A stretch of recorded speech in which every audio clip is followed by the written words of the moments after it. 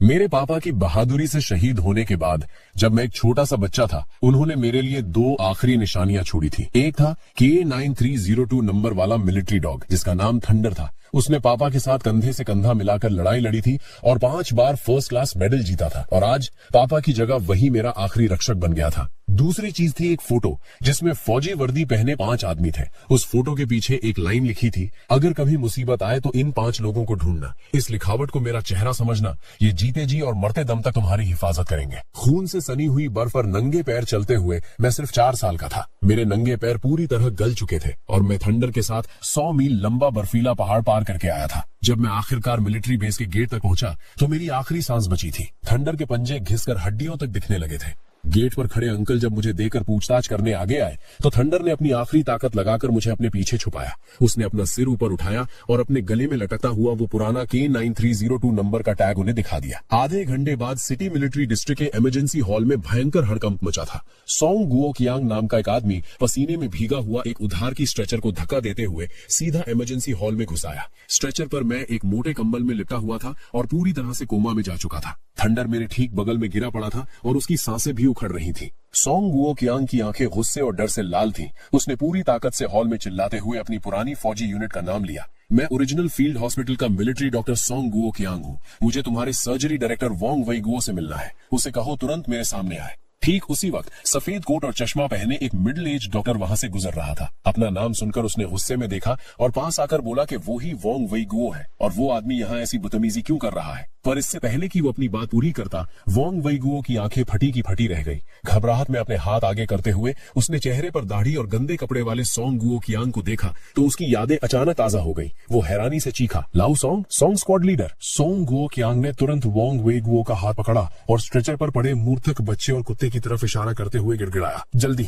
इसे बचाओ, ये बच्चा मरने वाला है और ये कुत्ता भी नहीं बचेगा। वोंग वई गुओ ने जल्दी से स्ट्रेचर की तरफ देखा और मेरा नीला पड़ चुका छोटा सा चेहरा देखा। उसकी डॉक्टर वाली इंस्टिंक्ट तुरंत एक्टिवेट हो गई। उसने चिल्लाकर ऑर्डर दिया, सीवियर निमोनिया, बॉडी शॉक में जा चुकी है, जल्दी इन्हें इमरजेंसी रूम में ले चलो। उसके तुरंत बाद उसकी नजर उस बड़े से कुत्ते थंडर पर पड़ी। एक मिलिट्री डॉक्टर होने के नाते उसने बहुत मिलिट्री डॉग्स देखे थे पर उसने आज तक किसी को इतनी बुरी तरह घायल नहीं देखा था, जो अपनी आखिरी सांस में भी अपना सिर घुमाकर मुझ छोटे से मालिक को देख रहा था। उसने ध्यान से उस खून से सने टैग को देखा, K9302। वोंग वई गुओ का दिमाग सुन पड़ गया। भले ही उसकी रैंक छोटी थी पर उसे पता था कि इस नंबर का मतलब क्या है। K9 से शुरू होने वाले डॉग्स स्पेशल ऑप्स, खतरनाक मिशंस के थे। ऐसा हर एक कुत्ता जीता जागता सेकंड क्लास हीरो होता है। वोंग वई गुओ की आवाज कांपने लगी, ये कहां से आए हैं? सोंग गुओ कियांग ने घबराहट में अपने पैर पटके, सवाल मत पूछ, बाद में सब बताऊंगा, पहले ये बता कि तू इन्हें बचा सकता है या नहीं। बचा सकता हूँ, मुझे इन्हें बचाना ही होगा। अगर ये मेरी निगरानी में मर गए तो मैं अपनी इस डायरेक्टर की कुर्सी को आग लगा दूंगा। वोंग वई गुओ ने अपने हाथ से इशारा करते हुए पूरे ऑपरेशन थिएटर का ग्रीन चैनल खोलने का ऑर्डर दिया। साथ ही उसने वेट यानी जानवरों के डॉक्टर लाओ झांग को सबसे बेस्ट मेडिसिन के साथ तुरंत बुलाने को कहा। 1 घंटे बाद मुझे और थंडर को स्टेराइल रूम में शिफ्ट कर दिया गया था। अपने चेहरे से मास्क हटाते हुए और पसीना पोंछते हुए वो वोंग वई गुओ था कर बाहर आया। उसके चेहरे पर एक भयानक डर और टेंशन थी। उसने सोंग गुओ कियांग को दीवार के कोने में खींचा और धीरे से बोला कि हालत बहुत खराब है। मेरी बच्चे की बॉडी बिल्कुल खोखली हो चुकी थी। लंबे टाइम से खाना ना मिलने की वजह से और अक्यूट निमोनिया के कारण मेरे ऑर्गन्स डैमेज हो चुके थे और मेरी मौत किसी भी पल हो सकती थी। और वो मिलिट्री डॉग खून बहने की वजह से बेहोश था। भले ही उसकी हड्डियां जुड़ गई थी पर अगर वो होश में नहीं आया तो सब खत्म हो जाएगा। सोंग गुओ कियांग हिम्मत हारकर दीवार के सहारे बैठ गया। दर्द से अपने बाल नोचते हुए वो रोने लगा। तो क्या सच में और कोई रास्ता नहीं बचा? वोंग वई गुओ ने थोड़ा हिचकिचाते हुए बताया कि इसके लिए एक बहुत ही टॉप लेवल की माइक्रो सर्जरी करनी पड़ेगी और साथ ही चाइनीज एक्यूपंक्चर से दिल की धड़कन को लॉक करना पड़ेगा। और पूरी आर्मी में ये तकनीक सिर्फ एक ही इंसान को आती है। वो था उनका पुराना लीडर, मिलिट्री जनरल हॉस्पिटल का डीन ली ज़ेयान। अगर उसने अपने हाथ लगा दिए तो मेरी जान पक्का बच जाएगी। सोंग गुओ कियांग ने रोते हुए कहा, तो फिर तुरंत उसे बुलाओ। पर वोंग वई गुओ ने फीकी हंसी हंसते हुए बताया कि ली ज़ेयान एक बहुत बड़ा वीआईपी इंसान है। वो सिर्फ बड़े ऑफिसर्स का इलाज करता है और उसके दर्शन होना नामुमकिन है। एक छोटे से ब्रांच डायरेक्टर के कहने पर वो यहाँ नहीं आएगा। पर तभी वोंग वई गुओ की आंखों में एक उम्मीद आई। उसने बताया कि किस्मत से ली ज़ेयान पिछले 2 दिनों से बगल के ही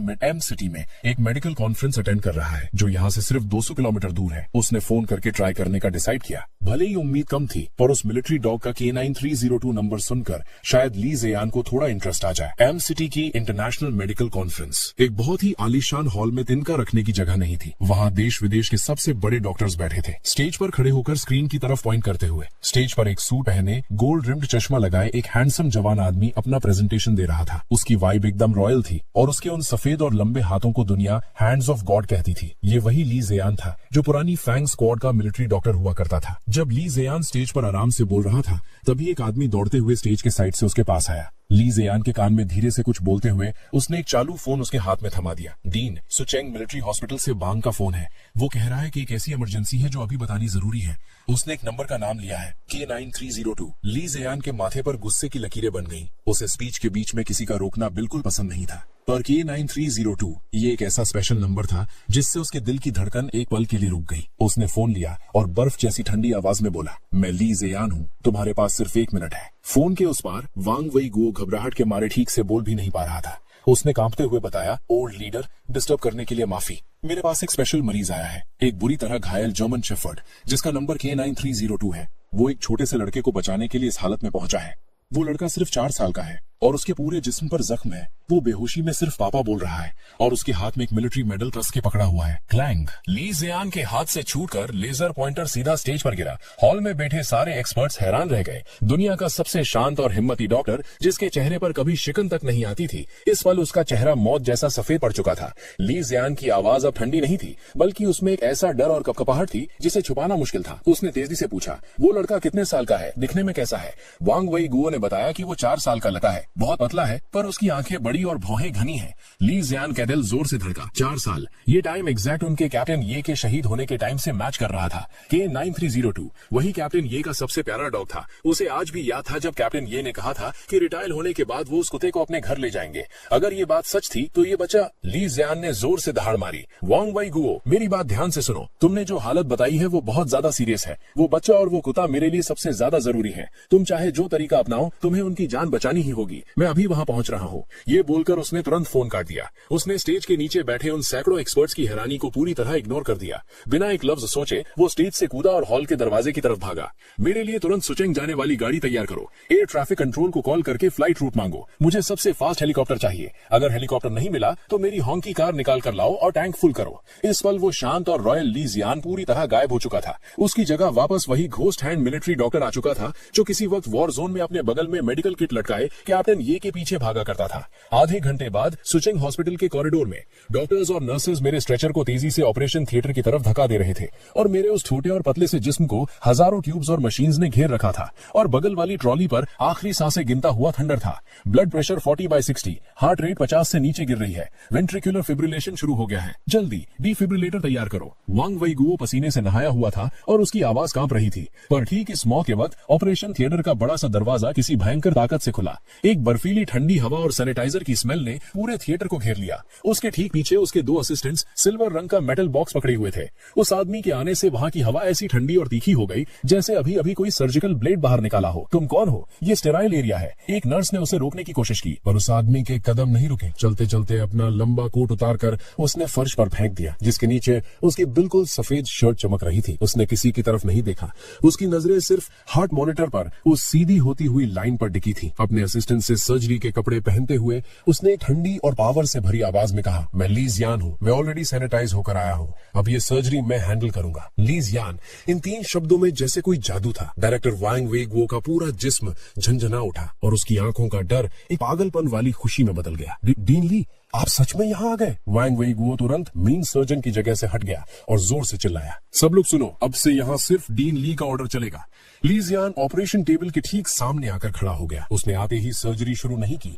उसकी वो लंबी और जादुई उंगलियां सर्जरी लाइट के ठीक नीचे 1 सेकंड के लिए रुकी। झुककर उसने मेरा चेहरा देखा, मेरा वो सफेद, सूखा हुआ और जख्मों से भरा छोटा सा चेहरा। भले ही मैं डीप कोमा में था, पर मेरी भौहें डर और दर्द से सिकुड़ी हुई थी, जैसे सपने में भी मैं कोई भयंकर दर्द झेल रहा हूँ। ली ज़ेयान के दिल में किसी ने जैसे चाकू मार दिया। बहुत मिलता जुलता था। ये चेहरा बिल्कुल उस आदमी से मिलता था जिसकी घनी आईब्रो वैसी ही थी जब वो जंग के मैदान में ली ज़ेयान को सिगरेट दिया करता था। एकदम वैसा ही। ली ज़ेयान ने गहरी सांस ली और अपने अंदर के उस तूफान को दबाया। उसने हाथ आगे किया और असिस्टेंट से स्कैल्पल यानी ब्लेड पकड़ा। उसकी आंखें अचानक किसी तीर की तरह तीखी हो गईं। एपिनेफ्रीन 1 mg हार्ट में डायरेक्ट इंजेक्ट करो। असिस्टेंट सिल्वर नीडल्स तैयार करो। स्विश, वो सिल्वर मेटल बॉक्स खुला और उसमें रखी 108 छोटी छोटी बड़ी चांदी की सुइयां रोशनी में किसी हथियार की तरह चमकने लगी।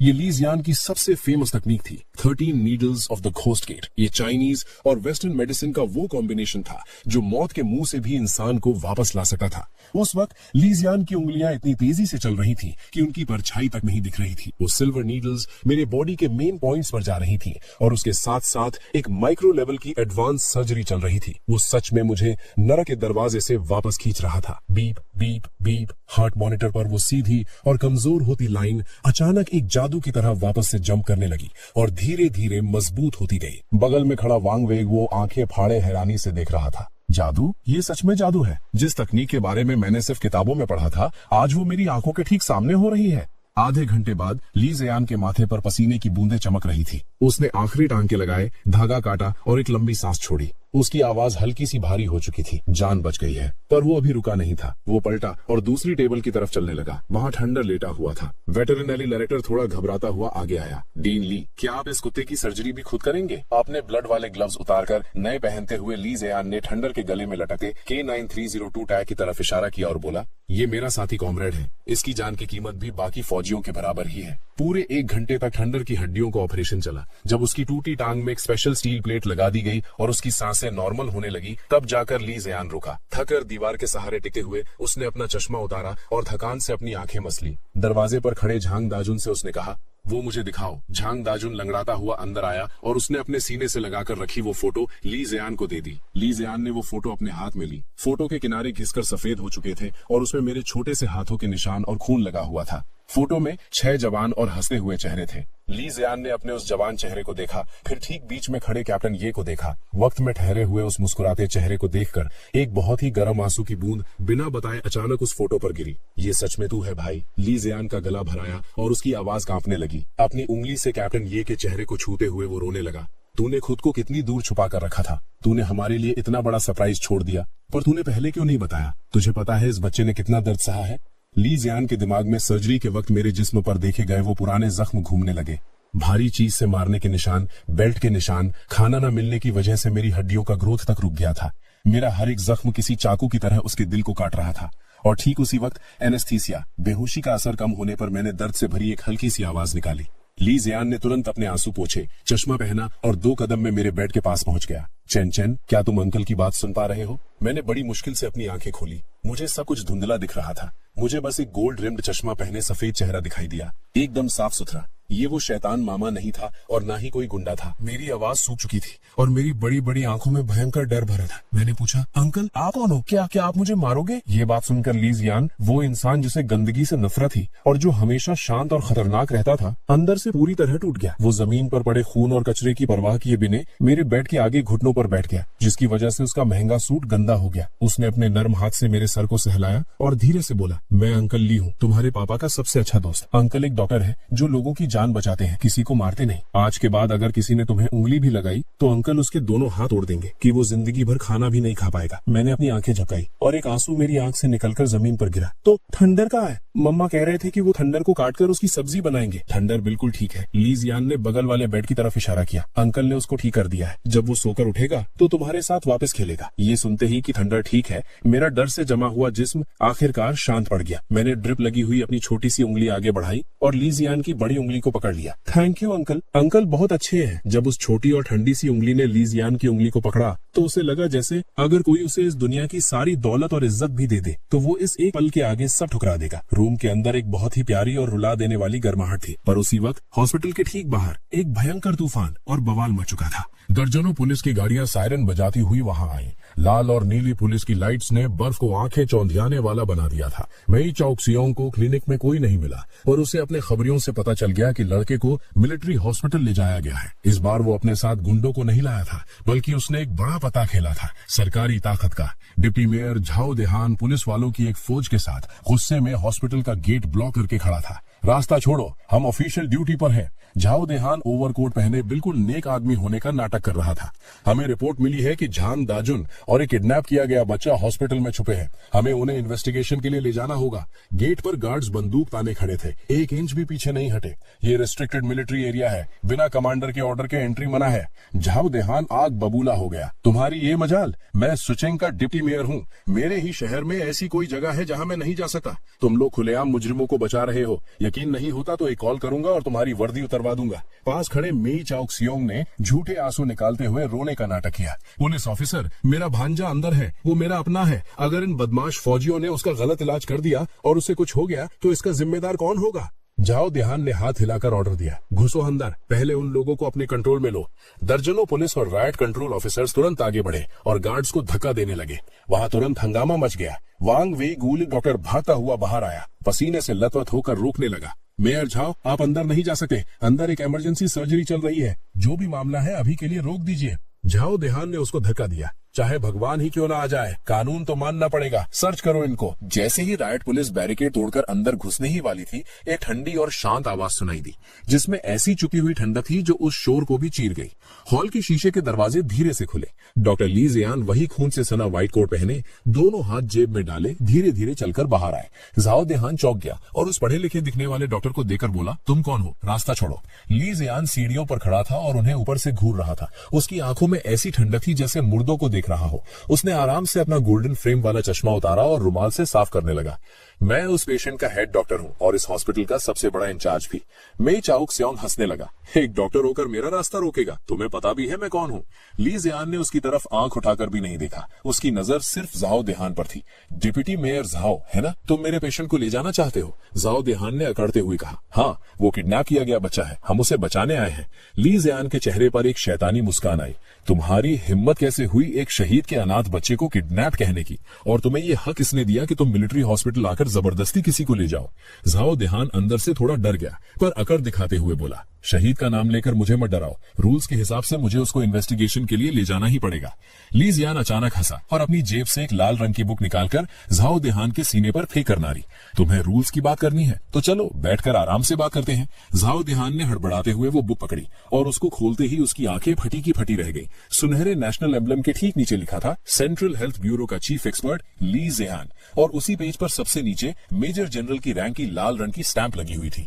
झाओ देहान के हाथ कांप गए और वो आईडी सीधा बर्फ पर गिर गई। उसका चेहरा डर के मारे बिल्कुल सफेद पड़ गया।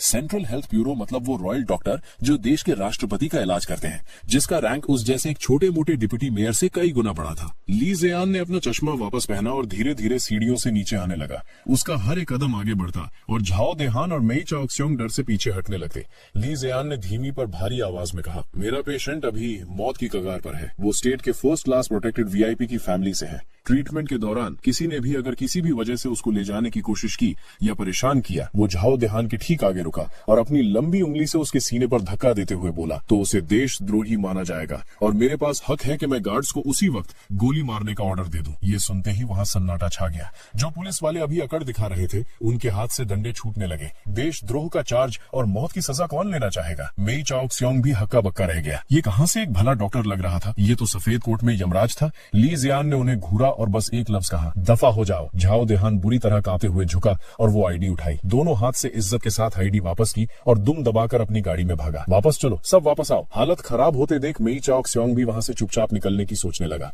तभी ली जियान की आवाज आई, रुको। उसकी ठंडी नजरें सीधा उस पर पड़ी। तुम ही उस बच्चे के मामा हो मेई चाओक सियोंग? मेई चाओक सियोंग डरते हुए मुकर गया। नहीं नहीं नहीं, मैं तो बड़ा भैया हूँ। बहुत खूब। ली जियान ने गहराई से सिर हिलाया। मैंने तुम्हारा नाम याद कर लिया है। जब तक सांस ले रहे हो इस शहर का बर्फीला नजारा देख लो, क्योंकि इसके बाद तुम्हें शायद कभी ये मौका ना मिले। ये कहकर वो पलट गया और वापस हॉस्पिटल के अंदर चला गया। ली जियान अपने ऑफिस वापस आया, दरवाजा बंद किया और उसे इतनी थकान महसूस हुई जैसे जान निकल रही हो। वो लोग जरूर कोई नई चाल चलेंगे, शायद इस बार कोई और नीच हरकत करे। ली जियान ने गहरी सांस ली।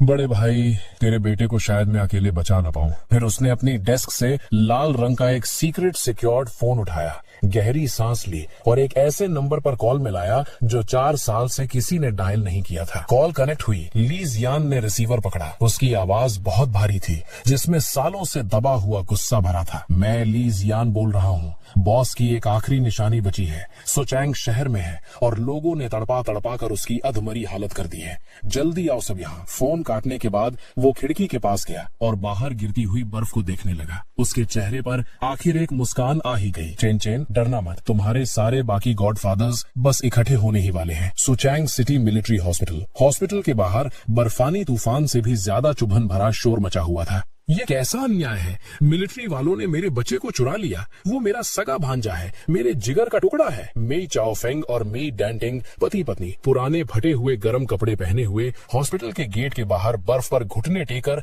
बैठे थे और जोरों से रो रो कर तमाशा कर रहे थे। मेई चाओफेंग की वो टांग जिसे लेटिंग ने काटा था, उस पर अभी भी पट्टी बंधी थी और उसने इसी पट्टी को अपना झूठा दर्द दिखाने का सबूत बना लिया था। वो अपनी टांग पर हाथ मारते हुए और बंदूक लिए गार्ड्स की तरफ इशारा करते हुए बोल रहा था, भाइयों बहनों देखो और बताओ, अगर बच्चा बात नहीं मानता तो एक मामा होने के नाते मैंने उसे 2 बातें बोल दी तो उसमें क्या बुराई है? उसके बदले में इन लोगों ने मेरा बच्चा मुझसे छीन लिया और अपना कुत्ता मेरे पे छोड़ दिया। मेरी टांग देखो, पूरी बर्बाद हो गई है। उसके ठीक पीछे बहुत सारे लोग हाथ में बैनर पकड़े हुए थे जिन पर लिखा था, हमारा बच्चा वापस करो, उस अपराधी ज़ैंग दाजुन को सजा दो, मुजरिमों को छिपाना बंद करो। मेई चाओफेंग ने मोटा पैसा देकर सिटी के न्यूज रिपोर्टर्स को भी बुलाया था। वो रिपोर्टर्स ऐसे आए थे जैसे किसी शार को खून की महक मिल गई हो। कैमरास और लाइट्स लगातार फ्लैश हो रही थी। एक रिपोर्टर ने माइक सीधा मेई चाओफेंग के मुंह पर लगाया और पूछा, क्या आप उस बच्चे के लीगल गार्डियन हैं? हाँ, मैं उसका सगा मामा हूँ। उसके माँ बाप जल्दी गुजर गए थे। मैंने ही अपना खून पसीना एक करके उसको पाल पोस कर बड़ा किया। क्या ये आसान था मेरे लिए? मेई चाओफेंग रोते हुए ऐसी ओवर एक्टिंग कर रहा था जैसे कोई टॉप का एक्टर हो। और ठीक उससे कुछ दूरी पर एक काले रंग की कार में डिप्टी मेयर झाओ देहान और मेई चौक स्योंग ये सब नजारा देख रहे थे। उनके चेहरे पर एक अमीनी हंसी थी। मेई चौक स्योंग ने अपना अंगूठा दिखाते हुए कहा, वाह सर, ये तो कमाल का प्लान है। मेयर झाओ, ये पब्लिक और मीडिया प्रेशर वाला ट्रिक जबरदस्ती घुसने से ज्यादा असरदार निकला। झाओ देहान ने हंसी हंसकर कार की खिड़की से अपनी सिगरेट की राख झाड़ते हुए कहा, वो ली ज़ेयान रैंक में भले ही ऊपर हो, पर आखिर में है तो वो एक डॉक्टर ही। उसे अपनी इमेज का ध्यान रखना पड़ेगा। जब मीडिया इस बात का बवाल मचा देगी कि मिलिट्री वालों ने एक बच्चा किडनैप कर लिया है, तो गवर्नमेंट खुद इस मामले में दखल देगी और जनता का गुस्सा शांत करने के लिए ना चाहते हुए भी उन्हें उस लड़के को वापस करना पड़ेगा। उस वक्त हॉस्पिटल के ऑफिस में ली ज़ेयान खिड़की के पास खड़ा था। बाहर का ड्रामा देखकर उसके चेहरे पर इंतहा का गुस्सा था। उसके ठीक पीछे झांग दाजुन परेशानी से अपने पैर जमीन पर पटक रहा था। डॉक्टर ली, मुझे बाहर जाने दो, मैं जाकर सब सच्चाई बताता हूँ। वो मेई चाओफेंग झूठ बोल रहा है। पर ली ज़ेयान ने अपने हाथ झांग दाजुन के कंधों पर रखे, उसे शांत करते हुए बोला, अगर तुम अभी बाहर गए तो उनके जाल में फंस जाओगे। उन्हें चाहिए ही यही कि फाइट हो। जैसे ही तुम उन पर हाथ उठाओगे, कल न्यूज़पेपर की हेडलाइन यही होगी कि एक रिटायर्ड सोल्जर ने एक बच्चे की फैमिली को पीटा। तो क्या करें? क्या इन्हें खुलेआम कीचड़ उछालने दें? अगर चंचन उठ गया और उसने सुन लिया तो भरोसा रखो। ली ज़ेयान ने अपना गोल्डन चश्मा एडजस्ट करते हुए कहा। उसने अपनी नजर दूर आसमान में टिकी हुई थी और उसके होठों पर एक बहुत ही खतरनाक हंसी आ गई। मेरे सर्जिकल ब्लेड का काम सिर्फ लोगों की जान बचाना है, मारना नहीं। लेकिन ये कचरा साफ करने वाला काम मुझसे ज्यादा अच्छे से किसी और को आता है। वो अपनी बात पूरी कर ही पाता कि अचानक दूर आसमान से एक भारी और लगातार गूंजने की आवाज सुनाई देने लगी। पहले वो आवाज किसी तूफान की गड़गड़ाहट जैसी लगी और देखते ही देखते वो किसी जानवर की भयानक दहाड़ में बदल गई। गेट पर हो रहा सारा हल्ला गुल्ला अचानक शांत हो गया। हर किसी ने घबराकर अपना सर ऊपर उठाया। देखते ही देखते बादल फट गए और उनके अंदर से 5 डार्क ग्रे कैमोफ्लेज वाले भारी आर्म्ड हेलीकॉप्टर्स आते हुए दिखे। वो हेलीकॉप्टर्स वी शेप वाली अटैक फॉर्मेशन में बड़े दबदबे के साथ शहर के ठीक ऊपर से गुजरे। इससे पहले कि लोगों को समझ आता कि वहां हो क्या रहा है, उनमें से सबसे बीच वाला हेलीकॉप्टर, जिस पर 001 नंबर लिखा था, वो बेहद रौब दिखाते हुए हॉस्पिटल के ठीक गेट के ऊपर हवा में ठहर गया। जमीन से उसकी ऊंचाई बस 20 मीटर की ही थी। हेलीकॉप्टर के रोटर की इतनी तेज हवा आई कि मेई चाओफेंग और उसकी पत्नी आंखें तक न खोल पाए। वो डर के मारे जमीन पर थर थर कांप रहे थे। चॉपर का डोर खुला, वहां कोई रस्सी नहीं डाली गई। एक लंबा चौड़ा शख्स सीधा उस ऊंचाई से हवा में छलांग लगाते हुए नीचे कूद गया। बूम! एक जवान आदमी धीरे से खड़ा हुआ। उसका चेहरा जो जैसे चाकू और कुल्हाड़ी से तराशा गया हो, गुस्से से भरा हुआ था। ये थे साउथ ईस्ट वॉर जोन के deputy commander Shao Yuan, code name Shura demon. और उसके ठीक पीछे बाकी 4 हेलीकॉप्टर से तेजी से रस्सी के सहारे पूरी तरह हथियारों से लैस स्पेशल फोर्सेस के 2 स्क्वाड्स नीचे उतरे। काले मास्क और ठंडी स्टील की बंदूकें। उन्होंने देखते देखते ही देखते पूरे मैदान को सील कर दिया। कौन यहाँ तमाशा कर रहा है? शाओ युआन की आवाज ज्यादा तेज नहीं थी, पर हेलीकॉप्टर की गूंज के बीच वो किसी भारी हथौड़े की तरह थी जो हर किसी के दिल पर जाकर लगी। वहां मौजूद सैकड़ों लोगों में से किसी की आवाज निकलने की हिम्मत नहीं हुई। मे चाओफेंग जमीन पर पड़ा था। उसने उन चमकती हुई काली मिलिट्री बूट्स को अपने सामने आते देखा। वो डर के मारे इतना कांपा कि उसके दांत बजने लगे। मैं अपने भांजे को ढूंढ रहा हूँ। शाओ युआन ने ऊपर से मे चाओफेंग को एक कीड़े की तरह घूर कर देखा। उसकी आंखों में खून की प्यास झलक रही थी।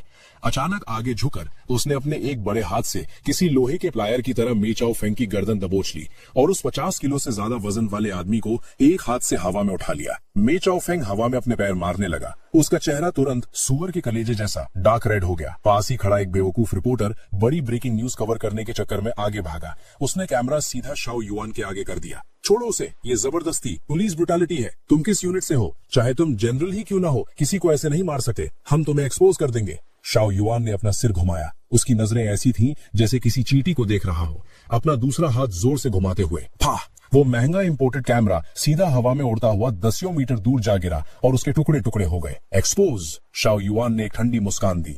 उसने चारों तरफ देखा और उसकी आवाज बिजली की तरह गरजी। मैं साउथ ईस्ट वॉर जोन का शाओ युआन हूँ। आज मैं तुम्हें बताने आया हूँ कि रूल्स इंसानों के लिए होते हैं, जानवरों के लिए मेरी डिक्शनरी में सिर्फ मुक्के हैं। उसने अपने हाथ में पकड़े मे चाओफेंग को जमीन पर जोर से पटका, फिर अपनी जैकेट से कुछ डॉक्यूमेंट्स निकाले। ये वही मेडिकल इंजरी रिपोर्ट की कॉपीज थी जो ली ज़ेयान ने अभी अभी अपने असिस्टेंट से भिजवाई थी। जोर से रिपोर्टर्स की भीड़ की तरफ फेंकने का एक्शन। सूश।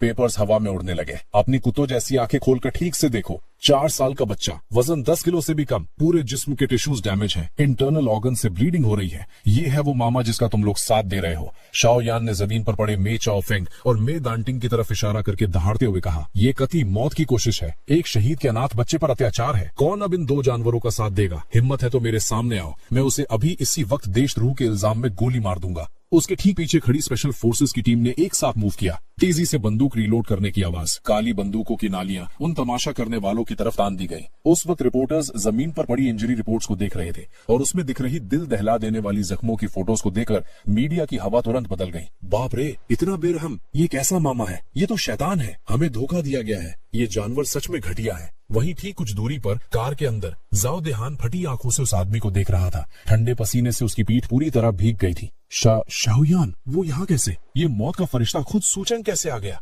जाओ देहान एक सरकारी आदमी होने के नाते इस नाम की ताकत को अच्छी तरह जानता था। ये एक असली वॉरलॉर्ड है जिसके पास रियल मिलिट्री पावर है। ये ली ज़ेयान जैसे टेक्निकल मेडिकल ऑफिसर से बिल्कुल अलग लेवल की चीज है। जाओ देहान के होंठ कांप रहे थे। खत्म, इस बार हमने किसी गलत आदमी से पंगा ले लिया है। मे चाओशिंग अभी भी वही अकड़ दिखा रहा था। डरना क्या है? वो चाहे कितना भी बड़ा हो, क्या वो प्रोविंस से बड़ा है? बाहर का शेर भी लोकल गुंडे से डरता है। एक जोरदार थप्पड़ मारते हुए जाओ देहान ने मे चाओशिंग के मुंह पर मारा। तुझे क्या खाक पता है? ये मौत का फरिश्ता है। अगर इसका दिमाग खराब हुआ ना तो वो इस खटारा गाड़ी के साथ साथ हमें भी उड़ा देगा। जल्दी भगाओ यहाँ से। इससे पहले कि वो दोनों गाड़ी स्टार्ट कर पाते, शाओयान ने जैसे कुछ महसूस किया और तुरंत अपना सिर घुमाया। उस बाज जैसी तेज निगाहों ने 10 मीटर दूर बर्फानी तूफान के बीच से भी ठीक उस काली कार को लॉक कर लिया। देख लिया। अपना हाथ उठाते हुए शाओयान ने जाओ देहान की तरफ इशारा करके गला काटने का इशारा किया और उसके होठों ने बिना आवाज के कहा, अपनी गर्दन धोकर रखना। व्रूम।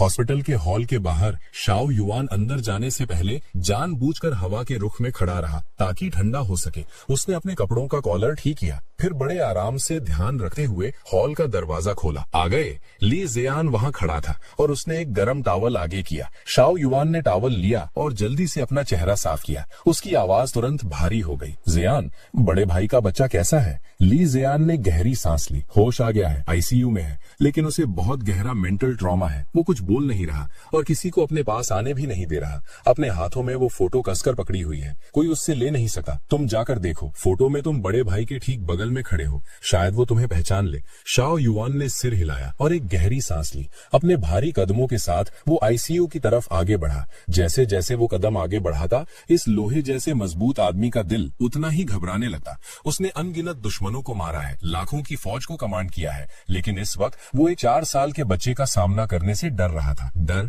कि वो रोएगा, उसे दर्द होगा, और सबसे ज्यादा डर इस बात का था कि वो पूछेगा कि तुम लोग पहले क्यों नहीं आए। आईसीयू रूम के अंदर मेरा छोटा सा जिस्म उस बड़े से हॉस्पिटल बेड पर सिकुड़ा हुआ था, किसी डरे हुए छोटे खरगोश की तरह। तभी शाओ युआन अंदर आया। उसने अपने कदम बिल्कुल हल्के रखे थे ताकि वो देखने में खतरनाक ना लगे। मैं जब इस लंबे चौड़े आदमी को अंदर आते देखा तो मेरी आंखें अचानक चमक उठी। मैं इन कपड़ों को पहचानता था। ये बिल्कुल फोटो में पापा के साथ खड़े उस गुस्से वाले अंकल जैसे थे। बेड के पास आकर अपने एक घुटने पर बैठे हुए शाओ युआन ने मेरी उन बड़ी आंखों को देखा जो बिल्कुल कैप्टन ये जैसी थी, और उसके आंसू झरझर बहने लगे। चंचल, मैं शाओ अंकल हूँ, तुम्हारे पापा का जान छिड़कने वाला दोस्त। मैंने पलके झपकने लगा और मेरी आंखों से आंसू गिरने लगे। अपने छोटे हाथ जिसमें ड्रिप लगी थी उस फोटो को ऊपर उठाते हुए मैंने उस फोटो में दिख रहे उस गुस्से वाले चेहरे की तरफ इशारा किया। फिर शाओ युआन की तरफ इशारा करके पूछा, क्या आप यही अंकल हो? शाओ युआन खुद को और कंट्रोल नहीं कर पाया। अपने उस छोटे से हाथ को अपनी दाढ़ी वाले खुरदुरे चेहरे पर रखते हुए वो जोर जोर से रोने लगा। हाँ, मैं शाओ अंकल हूँ। चंचन, मत डरना, तुम्हारा अंकल आ गया है। अब कोई तुम्हें परेशान करने की हिम्मत नहीं करेगा। मुझे उसके खुरदुरे पर गर्म स्पर्श का एहसास हुआ। बड़ी मुश्किल से अपना हाथ उठाकर मैंने शाओ अंकल के आंसू पोंछे। चंचन को अब दर्द नहीं हो रहा।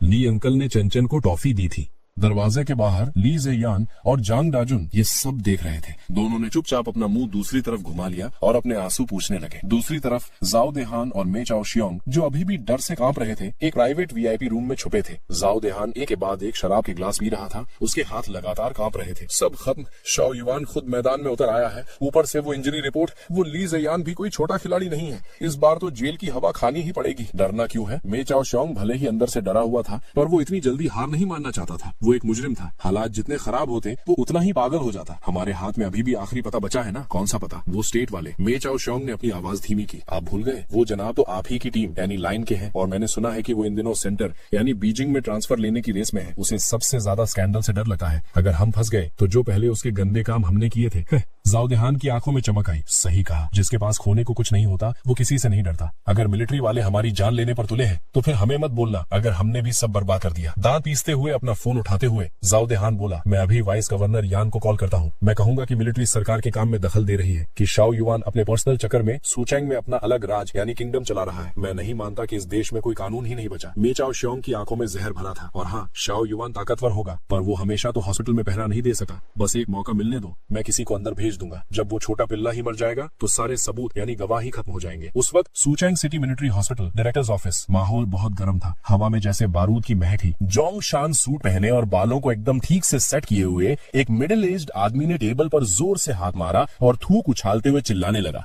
ये बिल्कुल बकवास है। वो वाइस गवर्नर यन का सेक्रेटरी था, सेक्रेटरी ल्यू। उसके ठीक पीछे झाओ देहान सीना ताने खड़ा था, जिसके चेहरे पर एक अमीने इंसान की जीत वाली चमक थी। अपना चश्मा ठीक करते हुए और अकड़ते हुए सेक्रेटरी ल्यू से बोला, वाइस गवर्नर यन ने अभी खुद कॉल किया था। उन्हें सूचेंग में हुई इस सो कॉल्ड मिलिट्री और लोकल गवर्नमेंट की लड़ाई पर बहुत ज्यादा फिक्र है। उसने आगे बताया कि गवर्नर यन का कहना है कि इस मामले को दो हिस्सों में देखना चाहिए। मे चाओ फेंग ने एक बच्चे पर अत्याचार किया, वो उसका पर्सनल मामला है और उसे सख्त सजा मिलनी चाहिए। बाहर खड़े मे चाओ शियोंग और झाओ देहान की तरफ इशारा करते हुए उसने अपनी बात घुमाई और बोला, डेप्यूटी मेयर झाओ और मे चाओ शियोंग को धोखा दिया गया था। वो तो बस उस बच्चे को बचाना चाहते थे ना। उनका तरीका शायद गलत था पर उनका इरादा नहीं था। लेकिन अब मिलिट्री वाले उन्हें जाने नहीं दे रहे और तुमने तो आर्म्ड हेलीकॉप्टर्स तक बुला लिए हैं। इसका कितना बुरा असर पड़ेगा? गवर्नर यन का ऑर्डर है कि मे चाओ फेंग और उसकी पत्नी को कानून के हवाले कर दो और बाकी सभी बेकसूर लोगों को तुरंत रिहा करो और इस मामले को यहीं खत्म करो। सोफा पर बैठकर एक काली ग्लॉक पिस्टल साफ करते हुए शाओ युआन ने अपना सिर उठाया।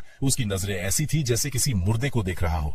तुम मुझसे कह रहे हो कि मामला यही खत्म करे? मेरा भतीजा अभी भी आईसीयू में पड़ा है। सेक्रेटरी ल्यू शाओ युआन की आंखों में देखकर डर गया, पर उसने सोचा कि उसके पीछे वाइस गवर्नर यन का हाथ है तो उसने हिम्मत करके कहा, कमांडर शाओ, अपने बात करने के तरीके पर ध्यान दे। लोकल मामलों में मिलिट्री दखल नहीं दे सकती। क्या तुम बगावत करना चाहते हो? बगावत? अचानक बंदूक जोर से टेबल पर पटकते हुए फाह एक तेज आवाज आई और चाय का कप टूटकर चूर चूर हो गया। शाओ युआन जैसे ही मारने के लिए खड़ा होने वाला था, एक लंबे हाथ ने उसके कंधे को पकड़ लिया। अपना चश्मा ठीक करते हुए और ठंडी आवाज में ली जयान बोला, नंबर 5, गुस्से में मत आओ। ऐसे घटिया इंसान को मारकर अपने हाथ गंदे मत करो। और वैसे भी ये लोग अभी अनजान होने का नाटक कर रहे हैं। लीगल तरीके से इन पर एक्शन लेना सच में थोड़ा मुश्किल है। जाओ देहान ये देखकर और भी हवा में उड़ने लगा। बिल्कुल सही कहा, डायरेक्टर ली एक समझदार आदमी है। अगर तुम लोग उस मे चाओ शियोंग को छोड़ दो और मीडिया में एक स्टेटमेंट दे दो कि ये सब एक गलतफहमी थी, तो आगे चलकर हम दोस्त बन सके। तभी धुम धुम धुम खिड़की के बाहर जमीन पर अचानक एक रिदमिक कंपन महसूस हुआ और उसके ठीक बाद बड़े ट्रक्स के रिवर्स करने की बीप बीप आवाज आने लगी। ये भारी ट्रांसपोर्ट कॉन्वॉय के आने की आवाज थी। क्या हो रहा है? क्या कोई और मिलिट्री यूनिट आ गई? चौंक कर खिड़की से नीचे देखते हुए जाओ देहान के होश उड़ गए। जो गाड़ियां आई थी वो मिलिट्री के हरे ट्रक्स या आर्म्ड व्हीकल्स नहीं थे, बल्कि वो काले रंग की होंगची रेड फ्लैग लग्जरी कार्स का एक पूरा काफिला था। पूरी बीफ गाड़ियां थी। वो काफिला पूरे दबदबे के साथ हॉस्पिटल के ग्राउंड में दाखिल हुआ। काले सूट और सफेद ग्लव्स पहने हुए बहुत सारे लोग तेजी से गाड़ियों से उतरे। कुछ लोग रेड कारपेट बिछाने लगे और कुछ लोग बड़े बड़े बॉक्सेस उतारने लगे। सेक्रेटरी ल्यू भी दंग रह गया। ये कौन सा बड़ा लीडर आ गया? इसका शानो शौकत तो वाइस गवर्नर यान से भी ज्यादा है। ठीक बीच में खड़ी स्ट्रेच होंगची लिमोजीन का दरवाजा धीरे से खुला और उसमें से लगभग 30 साल का एक आदमी बाहर आया। उसने बहुत ही बढ़िया फिट आने वाला डार्क ग्रे रंग का कश्मीरी ओवरकोट पहना हुआ था और गले में एक स्कॉटिश चेकर्ड मफलर डाला हुआ था। वो दिखने में बिल्कुल गोरा और साफ सुथरा था और उसके चेहरे पर एक बहुत ही गर्म जोशी वाली मुस्कान थी। अपने एक हाथ में बेशकीमती लाल चंदन की माला घुमाते हुए और दूसरे हाथ में एक मोटी सी काले रंग की अकाउंट बुक पकड़े हुए ये था असली फैंग स्क्वाड का डिमोलिशन एक्सपर्ट और लॉजिस्टिक्स मैनेजर, जो अब जनरल लॉजिस्टिक्स डिपार्टमेंट का डेप्यूटी मिनिस्टर था। ये चिंगशू ऑफिस के अंदर आकर मुस्कुराते हुए चारों तरफ देखते हुए ये चिंगशू बोला, नंबर 2, नंबर 3, क्या चल रहा है? इतनी छोटी सी बात अभी तक सॉल्व नहीं हुई, मुझे खुद ही आना पड़ा। अपनी गन अंदर रखते हुए और ठंडी आवाज में शिया युआन बोला, कुछ मक्खियां आ गई थी, दिमाग खराब कर रही है। सेक्रेटरी ल्यू ने ये चिंगजू को देखा। उसे वो चेहरा अनजान लगा, पर उसकी पर्सनैलिटी देखकर समझ आ गया कि ये कोई बहुत अमीर या पावरफुल इंसान है। तो उसने हिचकिचाते हुए पूछा, आप कौन है? ये चिंगजू ने उसकी तरफ ध्यान तक नहीं दिया। सीधा जाकर सोफा पर बैठते हुए और वो काली अकाउंट बुक टेबल पर फेंकते हुए उसने अपने असिस्टेंट की तरफ एक चुटकी बजाई और बोला, जाओ उस आदमी को अंदर लाओ जिसका नाम मई कुछ श्योंग है, और हाँ, डिप्टी मेयर जाओ को बता दो कि उसे कहीं जाने की जरूरत नहीं है, मुझे उसके साथ कुछ हिसाब किताब क्लियर करना है। जाओ देहान का चेहरा गुस्से से लाल हो गया। वो चिल्लाया, तुम होते कौन हो? ये सूचंग है, मैं यहाँ का डिप्टी मेयर हूँ। अपनी पलके उठाकर जाओ देहान को देखते हुए ये चिंगजू ने आराम से अपनी अकाउंट बुक का पहला पन्ना खोला। जाओ देहान, मेल, 46 ईयर्स, सूचंग का सिटी कंस्ट्रक्शन का डेप्यूटी मेयर। 1982 में साउथ सिटी डेवलपमेंट प्रोजेक्ट पास करने के लिए योंगजी कंस्ट्रक्शन कंपनी से 3 लाख की रिश्वत ली। 1983 में मकाओ के ग्रैंड लिस्बोआ कैसीनो में पब्लिक फंड से 2 लाख हारा, जो मई चाओ शिवोंग ने चुकाया। 1984 में यानी पिछले ही महीने तुमने प्रोविंस कैपिटल में अपनी मिस्ट्रेस के लिए एक विला खरीदा। प्रॉपर्टी के पेपर्स पर तुम्हारे साले का नाम है, पर पैसा फिर से मई चाओ शिवोंग ने दिया। जाओ देहान का चेहरा एकदम सफेद पड़ गया। ठंडा पसीना किसी झरने की तरह बहने लगा। तुम बकवास कर रहे हो। तुम कौन हो?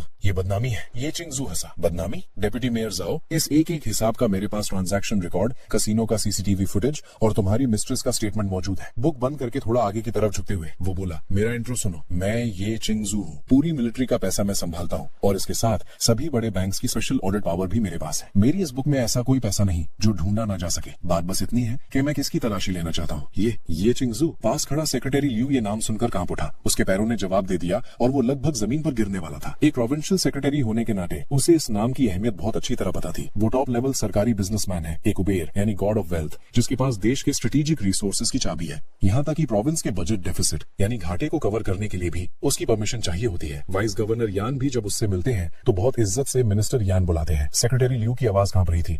मिनिस्टर यान, ये सब एक गलतफहमी है। गवर्नर यान को पता नहीं था कि आप यहाँ हैं। अपने हाथ में पकड़ी माला के दानों को आराम से घुमाते हुए ये किंग शो बोला, गवर्नर यान, तुम्हारा मतलब यान लिबिन है ना? उसका अभी वाला कॉल बहुत ही सही टाइम पर आया था और इत्तेफाक से मेरे पास उसका भी एक हिसाब किताब है। सूचेंग का वो आधा अधूरा पब्लिक वेलफेयर प्रोजेक्ट, लगता है गवर्नर यान के साले का भी उसमें शेयर था, है ना? सेक्रेटरी ल्यू का चेहरा मौत जैसा फीका पड़ गया और वो धड़ाम से कुर्सी पर गिर गया। उसने मान लिया कि अब सब खत्म हो चुका है। ये आदमी यहाँ बातचीत करने नहीं आया है, ये उनकी कॉन्फिस्केट करने आया है। अपनी जगह से उठकर डर के मारे पत्थर बन चुके जाओ देहान के पास जाते हुए ये किंग जो ने उसके पसीने और तेल से भरे चेहरे पर हल्की सी थपकी दी। जाओ देहान, अब अपनी बाकी की पूरी जिंदगी जेल में बैठकर ये हिसाब जोड़ते रहना।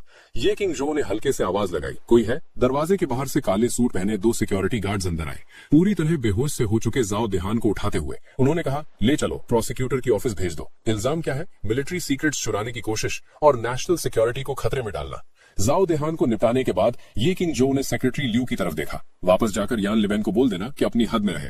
सेक्रेटरी ल्यू गिरता पड़ता वहां से दुम दबाकर भाग गया। शाओ युआन बोला, नंबर 5, तुम सच में कमीने हो, मेरा मतलब तुम सच में खतरनाक हो। आंखें घुमाते हुए ये किंग जो बोला, ठीक है, मक्खन लगाना बंद करो, मैं बेटे को देखने जा रहा हूँ। रूम में शानदार जून हाथ में कटोरा पकड़े मुझे बेढंगे तरीके से मना रहा था। चंचन प्यारा बच्चा, एक घूंट और पी लो। मैंने ना में सिर हिलाया, छोटा सा मुंह लटकाया और आंसू भरी आंखों से बोला, अंकल ये अच्छा नहीं है, मुझे कुछ मीठा खाना है।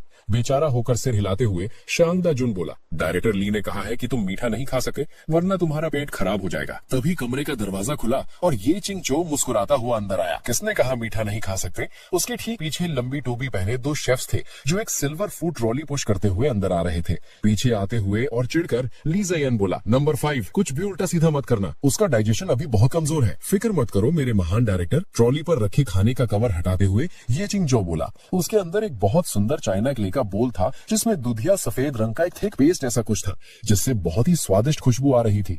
ये मैंने स्पेशली न्यूजीलैंड से फ्लाइट के जरिए शीप्स कोलेस्ट्रम भेड़ का पहला दूध मंगवाया है। इसमें 100 साल पुराने वाइल्ड जिनसिंग से निकला राइस ऑयल मिला है और थोड़ा सा मनुका हनी डाला है। इसमें न्यूट्रिशन भी है, डाइजेस्ट करने में भी आसान है और ये मीठा भी है। ये चिंग जो मेरे बेड के पास आया, मुझ कमजोर से बच्चे को देकर जिसको देकर किसी का भी दिल रो पड़े, उसका दिल पिघल गया। चंचन, मैं अंकल ये हूँ। कटोरा उठाकर एक सोने के चम्मच से थोड़ा सा निकालते हुए और हल्के से फूंक मारकर ठंडा करते हुए ये चिंगचो ने कहा, लो चक्कर देखो जो तुम्हारा अंकल तुम्हारे लिए लाया है।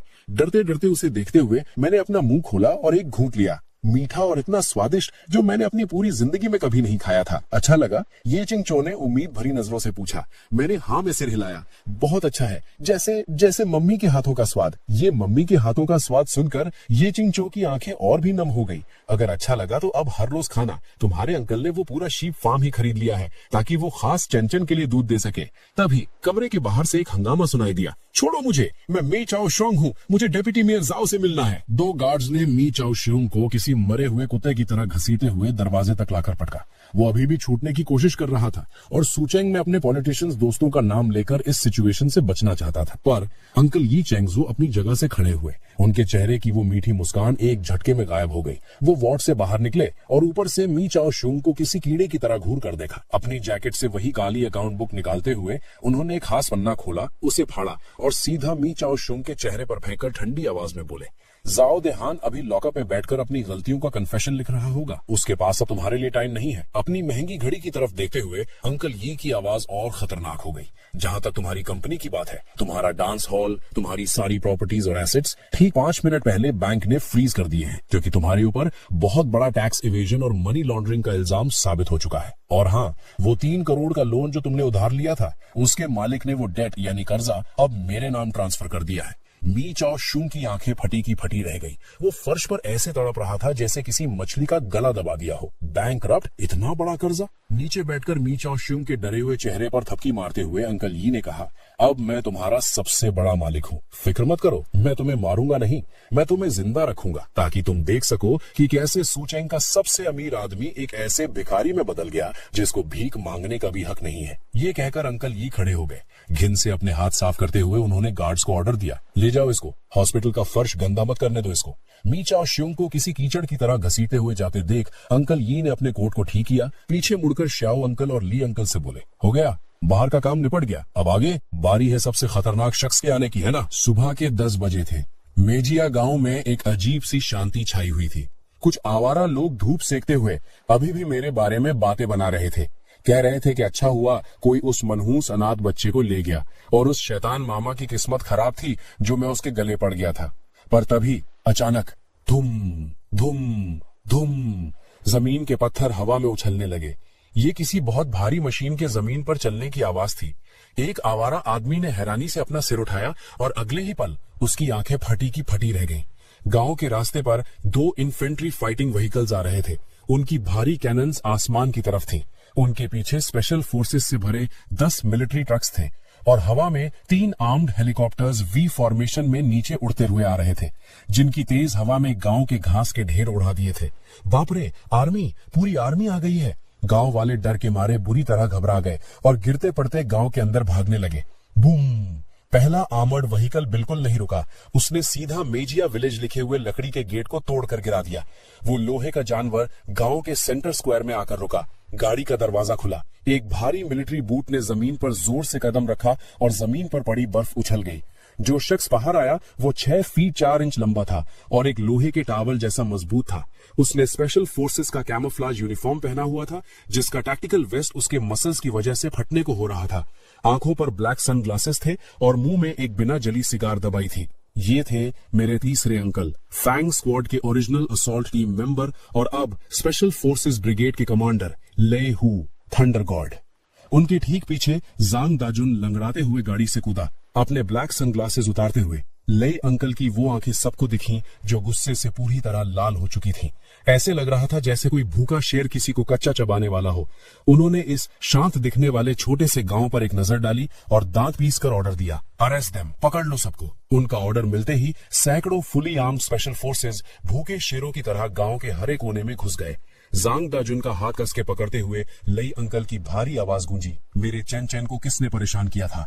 उसकी थंडर को किसने मारा था? तुम बस उंगली रखो, बाकी का काम मैं देख लूंगा। जांग दाजुन की आंखें आंसुओं से लाल थीं। उसने रोते हुए गांव के ईस्ट साइड वाले एक घर की तरफ इशारा किया और बताया कि वहां का आदमी कसाई है। परसों वही आदमी कुत्ते को पकड़ने वाली रस्सी लेकर आया था और थंडर को मारकर खाने के लिए घसीट रहा था। कॉक! लई अंकल जोर से दहाड़े और लंबे कदम भरते हुए उस घर की तरफ भागे। घर का दरवाजा बंद था, पर लई अंकल ने दरवाजा खटखटाना जरूरी नहीं समझा। जोर से एक भारी किक मारते हुए फा! वो मोटा लकड़ी का दरवाजा किसी पेपर की तरह टूटकर अंदर जा गिरा। अंदर बैठे शराब पी रहे उस कसाई ने डरकर अपना चाकू उठाने की कोशिश की, पर लई अंकल पहले ही अंदर घुस चुके थे। एक हाथ से उसकी कॉलर पकड़कर उसे जमीन पर जोर से पटकते हुए लई अंकल चिल्लाए, तुझे एक मिलिट्री डॉग का गोश्त खाना था? पहले मैं तेरी ये पूरी चर्बी उतारता हूँ, ले जाओ इसे स्क्वायर पर घसीट कर। फिर जांग दाजुन ने एक और घर की तरफ इशारा किया जहाँ के बच्चे ने मुझ पर और थंडर पर पत्थर मारे थे और उसकी माँ हंसी थी। स्पेशल फोर्सेस उस घर में भी दरवाजा तोड़कर घुस गए। वो मोटा बच्चा डर के मारे रोने लगा। उसकी बेशरम माँ ने हंगामा करना चाहा, तुम आर्मी वाले किस हक से हमें पकड़ रहे हो? क्लिक! एक काली बंदूक सीधे उसके माथे पर तानते हुए एक कमांडो बोला, बकवास बंद और चल। सीन 4, शहीद का सच और जमीर की मौत। सिर्फ 20 मिनट के अंदर पूरा मेजा विलेज छान मारा गया। दसियों लोग जिन्होंने मुझे परेशान किया था या चुपचाप तमाशा देखा था, सबको स्क्वायर में लाकर इकट्ठा कर दिया गया। ठंडी हवा चल रही थी। गांव के बाकी सैकड़ों लोगों से एक बड़ा सर्कल बनवा लिया गया था। उस सर्कल के अंदर वो 300 मुजरिम अपने घुटनों पर बैठे थे, जिसमें वो कसाई, उन बदमाश बच्चों के पेरेंट्स और सबके ठीक सेंटर में हॉस्पिटल से स्पेशली लाए गए मई चाओफेंग और मई डांटिंग हथकड़ी पहने बैठे थे। ठंड के मारे उनकी नाक बह रही थी, लेकिन उनकी आंखों में अभी भी वही अकड़ थी। एक ऊंचे प्लेटफॉर्म पर खड़े होकर हाथ में मेगाफोन लेते हुए लई अंकल ने पहले आसपास खड़े सभी गांव वालों को घूर कर देखा। यही थे वो जाहिल और बेहिस लोग जिन्होंने एक शहीद के अनाथ बच्चे की उस नरक जैसी जिंदगी पर चुपचाप तमाशा देखा था। मई चाओफेंग को देखकर एक ठंडी मुस्कान देते हुए लई अंकल बोले, क्या हुआ? अभी तक अकड़ बाकी है? क्या तुम्हें लगता है कि अपने घर के बच्चे पर जुल्म करना हमारा मामला नहीं है? मई चाओफेंग ने अपना सर उठाया। हालांकि वो डरा हुआ था, पर उसने अपना वही घटिया लॉजिक दिया कि ये फैमिली मैटर है और वो मेरा मामा है। घर का मामला? गुस्से से मेगाफोन जमीन पर फेंकते हुए और एक झटके से अपना यूनिफॉर्म फाड़ते हुए ले अंकल ने अपनी छाती सबको दिखाई, जिस पर बहुत से जख्मों के निशान, स्कार्स थे। अपनी छाती पर बने एक लंबे निशान की तरफ इशारा करके दहाड़ते हुए वो बोले, दिख रहा है ये स्कार? ये 1984 की बात है। लाओशैन के बॉर्डर पर एक रॉकेट से उड़ गया था मैं। मेरी मौत तय थी, तो कौन था जिसने मुझे अपनी पीठ पर उठाया और उस माइन फील्ड में 3 किलोमीटर तक जमीन पर रेंग कर लाया? कौन था जिसने अपना आखिरी पेन किलर मुझे दिया और खुद गोली के दर्द को सहता रहा? वहां बिल्कुल सन्नाटा छा गया था। सिर्फ ले अंकल की भारी सांसें सुनाई दे रही थी। उनकी आंखों से अब आंसू बहने लगे थे। नॉर्थ साइड की तरफ उस दूर बॉर्डर की दिशा में इशारा करते हुए उनकी आवाज किसी जख्मी जानवर की चीख जैसी लग रही थी।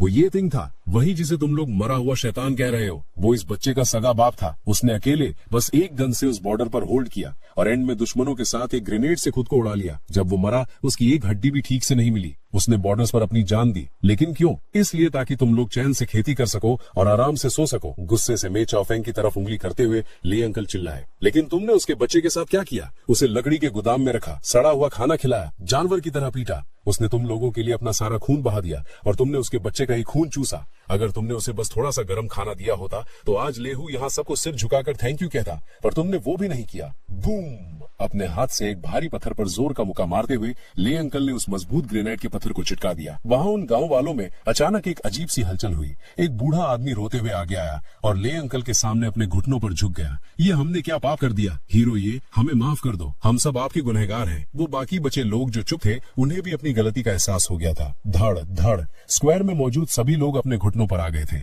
वहां अब रोने और अफसोस की आवाजें गूंजने लगी थी। वो कसाई जमीन पर अपना सिर मार मार कर रो रहा था, जिससे उसका खून खून बहने लगा था। उन बदमाश बच्चों के पेरेंट्स ने अपने बच्चों को जोर से थप्पड़ मारा और उनका सिर जमीन पर टच करवाकर मुझसे और मेरे पापा से माफी मांगने को कहा। पूरा मेजिया विलेज अपनी शर्मिंदगी में घिर चुका था। ये उनकी तरफ से बहुत लेट आई हुई माफी थी, लेकिन कम से कम अब इंसाफ हो रहा था। लेकिन उन सब लोगों के रोने और माफी मांगने के बीच भी घुटनों के बल बैठे मे चाओफिंग और मे दांटिंग अभी भी अपनी अकड़ से गर्दन ऊंची करके बैठे थे। उनके चेहरे पर डर तो था, पर इस डर से ज्यादा वो किसी ऐसे जुआरी की तरह लग रहे थे जो सब कुछ हार गया हो और अब खुद को पागल कर चुका हो। घुटनों के बल बैठे हुए जोर से चिल्लाता हुआ मे चाओफिंग दहाड़ा। मैं नहीं मानता इसको। उसकी इस आवाज से बाकी सभी लोगों का रोना रुक गया। उसने सिर उठाकर ले अंकल को बड़ी नाराजगी और नफरत वाली नजर से घूर कर देखा। ठंड से कांपते हुए जमीन पर घुटनों के बल बैठे उस शैतान मामा मे चाओफिंग ने एक ऐसी घटिया बात बोली जिसे सुनकर वहां सभी के होश उड़ गए। क्या फर्स्ट क्लास मेरिट? कैसी देश की रक्षा? वो पागलों की तरह चिल्लाया। वो येतिंग वहां अपनी मर्जी से गया था, इससे मेरा क्या लेना देना? वो मर गया, उसकी बीवी भी मर गई, तो वो मिलिट्री मेडल एक इनहेरिटेंस बन गया। मैं उनका अकेला रिश्तेदार बचा हूं।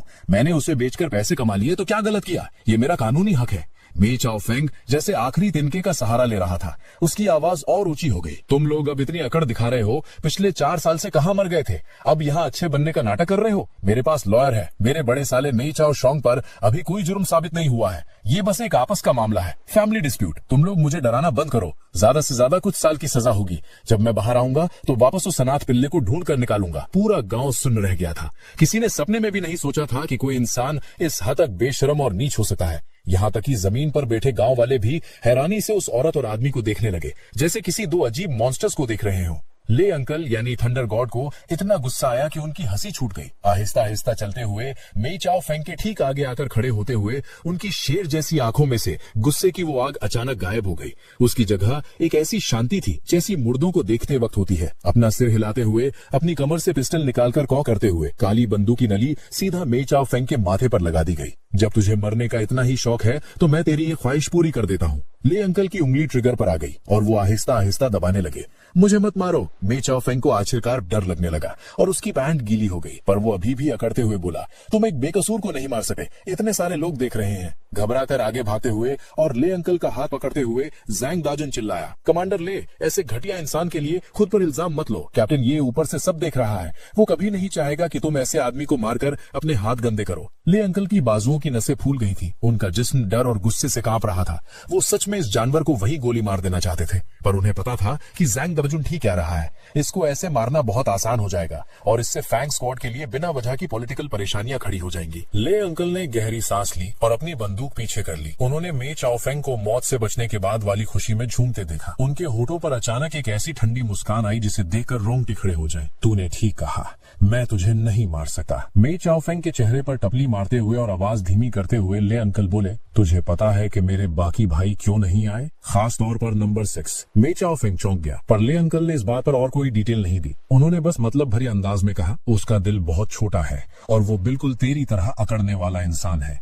तुझे लगता है तू कानून जानता है और खुद को बचाने के ख्वाब देख रहा है, तो तू दुआ कर ले। खड़े होकर अपने स्पेशल फोर्सेस यूनिट को इशारा करते हुए ले अंकल ने ऑर्डर दिया, इन सब को ले चलो और इन दोनों जानवरों को अलग से बंद करना। इन्हें मरने मत देना और इन्हें सोने भी मत देना। सुबह होने तक इनको नए आने वाले शख्स के हवाले कर देना, नंबर 6 के। जब मे चाओफिंग ने मिलिट्री इंटेलिजेंस 3 के लफ्ज सुने तो भले ही उसे इसका पूरा मतलब नहीं समझ आया, पर ले अंकल की आंखों से उसको एक ऐसा मैसेज मिल गया जो मौत से भी ज्यादा डरावना था। बर्फ फिर से गिरने लगी। गांव वाले अब भी वहां घुटनों पर बैठे थे। किसी की भी खड़े होने की हिम्मत नहीं हुई। वहां जाते हुए जहां कैप्टन ये का पुराना और टूटा हुआ घर था, पूरी इज्जत के साथ मिलिट्री सल्यूट देते हुए ले अंकल बोले, मुजरिम पकड़े गए हैं पर अभी तक इंसाफ पूरा नहीं हुआ। नंबर 6 तुम्हारे आखिरी हिसाब का एक एक पैसा वसूल करेगा। एक बर्बाद अंडरग्राउंड बंकर। मे चाओफिंग एक ऐसी लोहे की कुर्सी पर बंधा हुआ था जिसको जमीन के साथ वेल्ड किया गया था। उसके दोनों हाथ पीछे करके हथकड़ी लगाई हुई थी। उसके दोनों पैर भी लोहे की जंजीरों से बंधे थे। उस वक्त मे चाओफिंग पागलों की तरह चिल्ला रहा था, कोई है क्या? मुझे बाहर निकालो। तुम लोगों ने मुझे इल्लीगल डिटेंशन में बंद किया है। मुझे अपने लॉयर से मिलना है, डेप्यूटी मेयर से मिलना है। एक बहुत भारी लोहे का दरवाजा आहिस्ता से खुला। अंदर आने वाला आदमी एक काले रंग का लंबा कोट पहने हुए था, जिसका जिस्म काफी पतला था। वो करीब 30 साल का लग रहा था और उसकी स्किन ऐसी सफेद पड़ चुकी थी जैसे उसने सालों से धूप न देखी हो। उसके फीचर्स ठीक थे पर थोड़े अजीब फेमिनिन लग रहे थे। उसके हाथ में एक छोटा सिल्वर ब्रीफकेस था। उसने कुछ नहीं बोला, बस चुपचाप मी चाओफिंग की आंखों में घूरता रहा। उसकी आंखें बिल्कुल स्याह काली थी, जैसे वो सीधा किसी की रूह को देख रही हो। तुम कौन हो? मी चाओफिंग को उसे देखकर घबराहट हुई और वो चिल्लाकर बोला, तुम्हें पता है मैं कौन हूँ? मेरा बड़ा साला मी चाओ श्योंग है और मेरे पीछे मेयर का सपोर्ट है। आदमी हंसा। वो बिल्कुल हल्की काम सी हंसी थी, पर इसे देकर किसी के भी हड्डियों में ठंडक फैल जाए। आराम से अपने काले लेदर के ग्लव्स उतारते हुए, जिसके नीचे उसके हाथ बहुत लंबे दिख रहे थे, फिर उसने वो सिल्वर ब्रीफकेस खोला। ब्रीफकेस में ठीक ढंग से दो चीजें रखी हुई थी, एक मोटी सी फाइल डॉसिए और एक चमकती हुई धारदार डैगर खंजर। आदमी की आवाज बहुत गहरी थी, जिसमें एक अजीब सी चमक थी। उसने कहा, मैं अपना इंट्रोडक्शन दे दूं? ये थिंग का साया, पर हाँ, लोग मुझे गॉड ऑफ डेथ बुलाना ज्यादा पसंद करते हैं। ये थे मेरे एक और अंकल, नंबर 6 शन यनचाओ। मी चाओ फेंग ने थूकते हुए कहा, ये सब भूत प्रेत का नाटक बंद कर। तुझे लगता है मैं इन बातों से डर जाऊंगा? अगर हिम्मत है तो मुझे मार दे। अंकल शन यनचाओ को इस बात पर गुस्सा नहीं आया। अपना सिर हिलाते हुए, डैगर को उठाकर और उसे अपनी उंगलियों के बीच घुमाते हुए वो बोले, चलो एक गेम खेलते हैं। वो फाइल उठाकर और उसके धागे को आराम से खोलते हुए अंकल शन ने कहा, इस गेम का नाम है मुझे तुम्हारे बारे में सब पता है। टेबल पर मी चाओ फेंग के ठीक सामने दसियों पिक्चर्स और डॉक्यूमेंट्स फैल गए। मी चाओ फेंग, एज 38, 1968। जब तुम 8 साल के थे, तुमने पड़ोस की विडो वांग को नहाते हुए छुप कर देखा था। पकड़े जाने पर तुमने उसी पर इल्जाम लगा दिया कि उसने तुम्हें उकसाया था, जिसकी वजह से विडो वांग ने फांसी लगाकर खुदकुशी कर ली। 1975, आर्मी में जाने से बचने के लिए तुमने 1 किलो सोया सॉस पी ली ताकि बीमार हो जाओ और अपने बाप को कमेटी के आगे घुटने एकर भीख मांगने पर मजबूर कर दिया। 1980, कंस्ट्रक्शन साइट से तुमने एक ट्रक TMT बार्स चुराई और बेच दी। इसके बदले तुम्हारे साथी वर्कर लाओ जाओ को फंसाया और वो 3 साल के लिए जेल चला गया। मे चाओ फंग की आंखें फटी रह गईं। ये सारी बातें सदियों पुरानी थी, जिसमें से कुछ तो उसकी बीवी तक नहीं जानती थी। इस आदमी को इन सब के बारे में इतनी डिटेल्स कैसे पता चली? तुम्हें ये सब कैसे पता? तुम ये सारा झूठ मुझे फंसाने के लिए बोल रहे हो। तुम्हारे पास इसका क्या प्रूफ है? अंकल शैन बोले, अभी सबसे बढ़िया हिस्सा आना बाकी है। उन्होंने एक फोटो निकाली। ये मेरी उस वक्त की तस्वीर थी जब मैं पहली बार इस मामा के घर लाया गया था। मैं गोरा और गोल मटोल सा था, मेरी आंखों में एक चमक थी। फिर उन्होंने एक और फोटो निकाली। ये मेरी अब की तस्वीर थी। मेरे पूरे जिस्म पर बस जख्म भरे थे। अपने हाथ का डैगर हल्के से मे चाओ फंग के गाल पर लगाते हुए खंजर की ठंडक से मे चाओ फंग का पूरा जिस्म कांप गया। मे चाओ फंग, मैं जानना चाहता हूँ कि सर्दियों के बीच जब तुमने सिर्फ 4 साल के चंचन को उस कुत्ते के गोदाम में बंद कर दिया था, तो तुम्हारे दिमाग में क्या चल रहा था? जब तुमने जलते हुए सिगरेट उसकी पीठ पर लगाए और उसको रोते और मिन्नतें करते सुना। मे चाओ फंग अभी भी खुद को बचा रहा था। मैं बस बच्चे की तरबियत कर रहा था। मैं उसका मामा हूँ, ये मेरा हक है। अपने हाथ का डैगर हल्के से थोड़ा और हिलाते हुए, और मे चाओ फंग के गाल पर एक पतली सी खून की लकीर बन गई। ये दर्दनाक नहीं था, पर खून की गर्मी महसूस हो रही थी। अगर तुम उसकी तरबियत कर रहे थे, तो तुमने ये दिन के मिलिट्री मेडल्स एंटीक बेचने वालों को क्यों बेचे? और तुमने किसी बच्चा चोर से उसे 500 रुपए में बेचने की डील क्यों की थी? फाइल से बैंक रसीद की कॉपी निकालकर मे चाओ फंग के चेहरे पर फेंके हुए अंकल शैन बोले, इस पर जो पैसे रिसीव करने वाला नाम है वो तुम्हारा है। मे चाओ फंग, तुम बच्चे की तरबियत नहीं कर रहे थे, तुम उसको बेच रहे थे, एक शहीद की औलाद को। मे चाओ फंग बुरी तरह घबरा गया। ये उसका सबसे बड़ा राज था। उसने ये सब इतने चुपके से किया था। वो जोर लगाने लगा, ये सब झूठ है, मैं नहीं मानता। और उसके हिलने से लोहे की कुर्सी एक चुभन भरी आवाज करने लगी, हवा में सांस छोड़ते हुए, जैसे वो मे चाओ फंग की बेवकूफी पर मायूस हो रहे हो। फिर उन्होंने टेबल पर रखे एक छोटे रिमोट का बटन दबाया। बिज़, दीवार पर लगा एक ब्लैक एंड व्हाइट टीवी चालू हुआ, जिसमें ठीक ऐसी ही दूसरी इंटरोगेशन वाली जगह दिख रही थी। कुर्सी पर एक औरत बैठी थी, मे डॉन्टिंग। उस वक्त की मे डॉन्टिंग इसकी पहले की अकड़ और बदतमीजी गायब हो चुकी थी। उसके बाल बिखरे हुए थे, नाक और आंसू से उसका पूरा चेहरा भरा था, और वो कैमरा के सामने पागलों की तरह अपना सिर पटक रही थी। मैंने सब बता दिया है। ये सब मे चाओ फेंग ने मुझसे करवाया था। उसने कहा था कि वो बच्चा कचरा है जिसे कोई नहीं पूछेगा इसको पालना, पैसे बर्बाद करना है, इससे अच्छा इसे बेचकर पैसे कमा लेते हैं। सिगरेट से उसी ने जलाया था। उसने कहा था कि इस बच्चे की आंखों में बहुत घमंड है, देकर दिमाग खराब होता है। कुत्ते को भी वही मारना चाहता था। उसने कहा था कि वो प्योर ब्रीड जर्मन शेफर्ड है, मीट टेस्टी होता है और उसकी स्किन से कोट बन सकता है। प्लीज मुझे छोड़ दो, मैं जेल नहीं जाना चाहती। मे चाओ फेंग स्क्रीन को घूर रहा था। उसकी आंखें जैसे बाहर निकलने वाली थी। कुतिया, तूने मुझे धोखा दिया। शेन यानझो ने टीवी बंद किया। उसकी आवाज अभी भी शांत थी। देखा तुमने, तुम्हारी अपनी बीवी सिर्फ 5 मिनट में ही टूट गई। शेन यानझो उठा और मे चाओ फेंग के पीछे गया। अब सारे सबूत पूरी तरह सेट हो चुके हैं। टॉर्चर, जानबूझकर चोट पहुंचाना, ह्यूमन ट्रैफिकिंग, शहीद की निशानी की बेइज्जती। आज के कानून के हिसाब से तुम्हें गोली मार दी जाएगी, लेकिन वो सजा तुम्हारे लिए बहुत आसान होगी। शेन यानझो की छुरी धीरे से फिसलते हुए मे चाओ फेंग के उस जख्मी पैर पर आई। वहां पट्टी बंधी थी, जिसके नीचे लेटिंग के दांतों से फाड़ा हुआ जख्म था। तुम्हें पता है, मैं इंटेलिजेंस डिपार्टमेंट में हूँ, पर मैं आधा डॉक्टर भी हूँ। मैं जानता हूँ कि इंसान की बॉडी में 720 प्रेशर पॉइंट्स होते हैं, और मैं जानता हूँ कि कौन सी नस सबसे ज्यादा सेंसिटिव होती है। मैं तुझे पूरे होश में ये फील करा सकता हूँ कि कैसे तेरा मांस एक एक करके काटा जा रहा है, तेरी नसें एक एक करके तोड़ी जा रही हैं, और तू चाह कर भी बेहोश नहीं हो पाएगा। वो चीख। बिना किसी वार्निंग के वो छुरी सीधा मे चाओ फेंग के उस जख्म के अंदर घुस गई। ये कोई रैंडम अटैक नहीं था, बल्कि उसने एकदम परफेक्ट निशाने के साथ एक खुली हुई पेन नर्व को पकड़ लिया था। एक भयंकर और चीख देने वाली आवाज उस बॉम्ब शेल्टर में गूंज उठी। ये सिर्फ स्किन या मांस कटने का दर्द नहीं था, बल्कि किसी बिजली के झटके की तरह सीधा दिमाग के अंदर घुसने वाला और भेजा फाड़ देने वाला भयंकर दर्द था। मे चाओ फेंग की पूरी बॉडी जोर जोर से झटके खाने लगी। उसकी आंखें उलट गई और उसके मुंह से झाग निकलने लगा। मुझे मार दो प्लीज, मुझे मेरी गलती का एहसास हो गया है। शेन यानझो ने बिना किसी इमोशन की छुरी वापस निकाली। ये तो सिर्फ पहला कट था। तूने चेन चेन को जितनी भी चोटें दी हैं, मैं उन सब का हिसाब तेरे जिस्म से लूंगा, वो भी कई गुना ज्यादा। फिक्र मत कर, मेरे पास सबसे बढ़िया दवाई है, तू मरेगा नहीं। मे चाओ फेंग आखिरकार टूट गया। मैं सब बताऊंगा, मैं सब कन्फेस करता हूँ। उसकी हिम्मत पूरी तरह से टूट चुकी थी। कौन सा बैकअप, कौन सी बच निकलने की उम्मीद। असली डर के सामने ये सब हवा हो गए थे। मैंने ही ये सब किया था, मैं ही उसे मारना चाहता था। मैं ये थिंग से जलता था। क्यों मरने के बाद भी उसे हीरो माना जा रहा था? क्यों उसके बेटे को पेंशन मिल रही थी? मैं बस उसे दूर बेचना चाहता था, ताकि वो जिंदगी भर एक अनाथ की तरह रहे। प्लीज,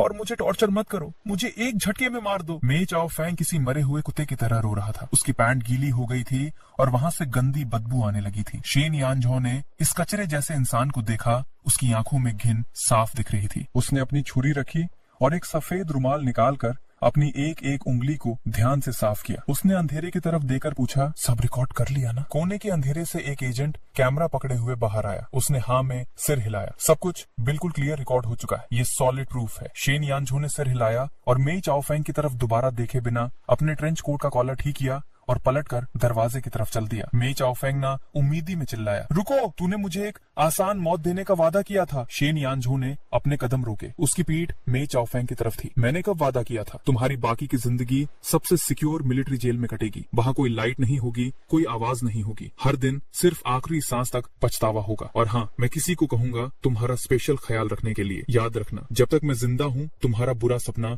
कभी खत्म नहीं होगा। धराम, लोहे का दरवाजा जोर से बंद हो गया, जिसने मे चाओ फेंग के रोने और चिल्लाने की आवाज को अंधेरे में पूरी तरह बंद कर दिया। शेन यानझो दरवाजे से बाहर आया और उसने ठंडी हवा की एक लंबी सांस ली। बाहर बर्फ गिरनी बंद हो गई थी। चांद बादलों के पीछे से निकल आया था और सफेद बर्फ पर रोशनी डाल रहा था। चीफ, दरवाजे पर खड़े एजेंट ने एक भारी ओवरकोट आगे किया। गाड़ी रेडी है, कहाँ जाना है? शेन यानझो ने कोट लिया और पहन लिया और सिर उठाकर रात के आसमान में सबसे ज्यादा चमकते हुए उस तारे को देखा। उसके चेहरे पर जो हमेशा दुख और अंधेरा रहता था, उस पर बहुत दिनों बाद एक हल्की सी राहत भरी मुस्कुराहट आई। हॉस्पिटल चलो। सुना है वो सारे इस बात पर लड़ रहे हैं कि चेन चेन का पहला गॉडफादर कौन बनेगा। अगर मैं लेट पहुंचा तो लगता है मेरे हाथ कुछ नहीं आएगा। एजेंट थोड़ा शॉक्ड हुआ। उसने इस घोस्ट नाम वाले चीफ के साथ 5 साल तक काम किया था और कभी उसे मजाक करते नहीं देखा था। आज चीफ थोड़ा इंसान जैसे लग रहे थे। काली गाड़ी चालू हुई, बर्फ को कुचलते हुए सुचैंग शहर की तरफ तेजी से निकल गई। गाड़ी की लाइट्स ने अंधेरे को चीर दिया और आगे का रास्ता रोशन कर दिया। सारी बुराइयां साफ हो चुकी थीं। सुचैंग के मिलिट्री डिस्ट्रिक्ट जनरल हॉस्पिटल में वार्ड के दरवाजे पर 4 आदमी खड़े थे। माहौल थोड़ा अजीब था। जियो युआन दीवार के सहारे खड़ा था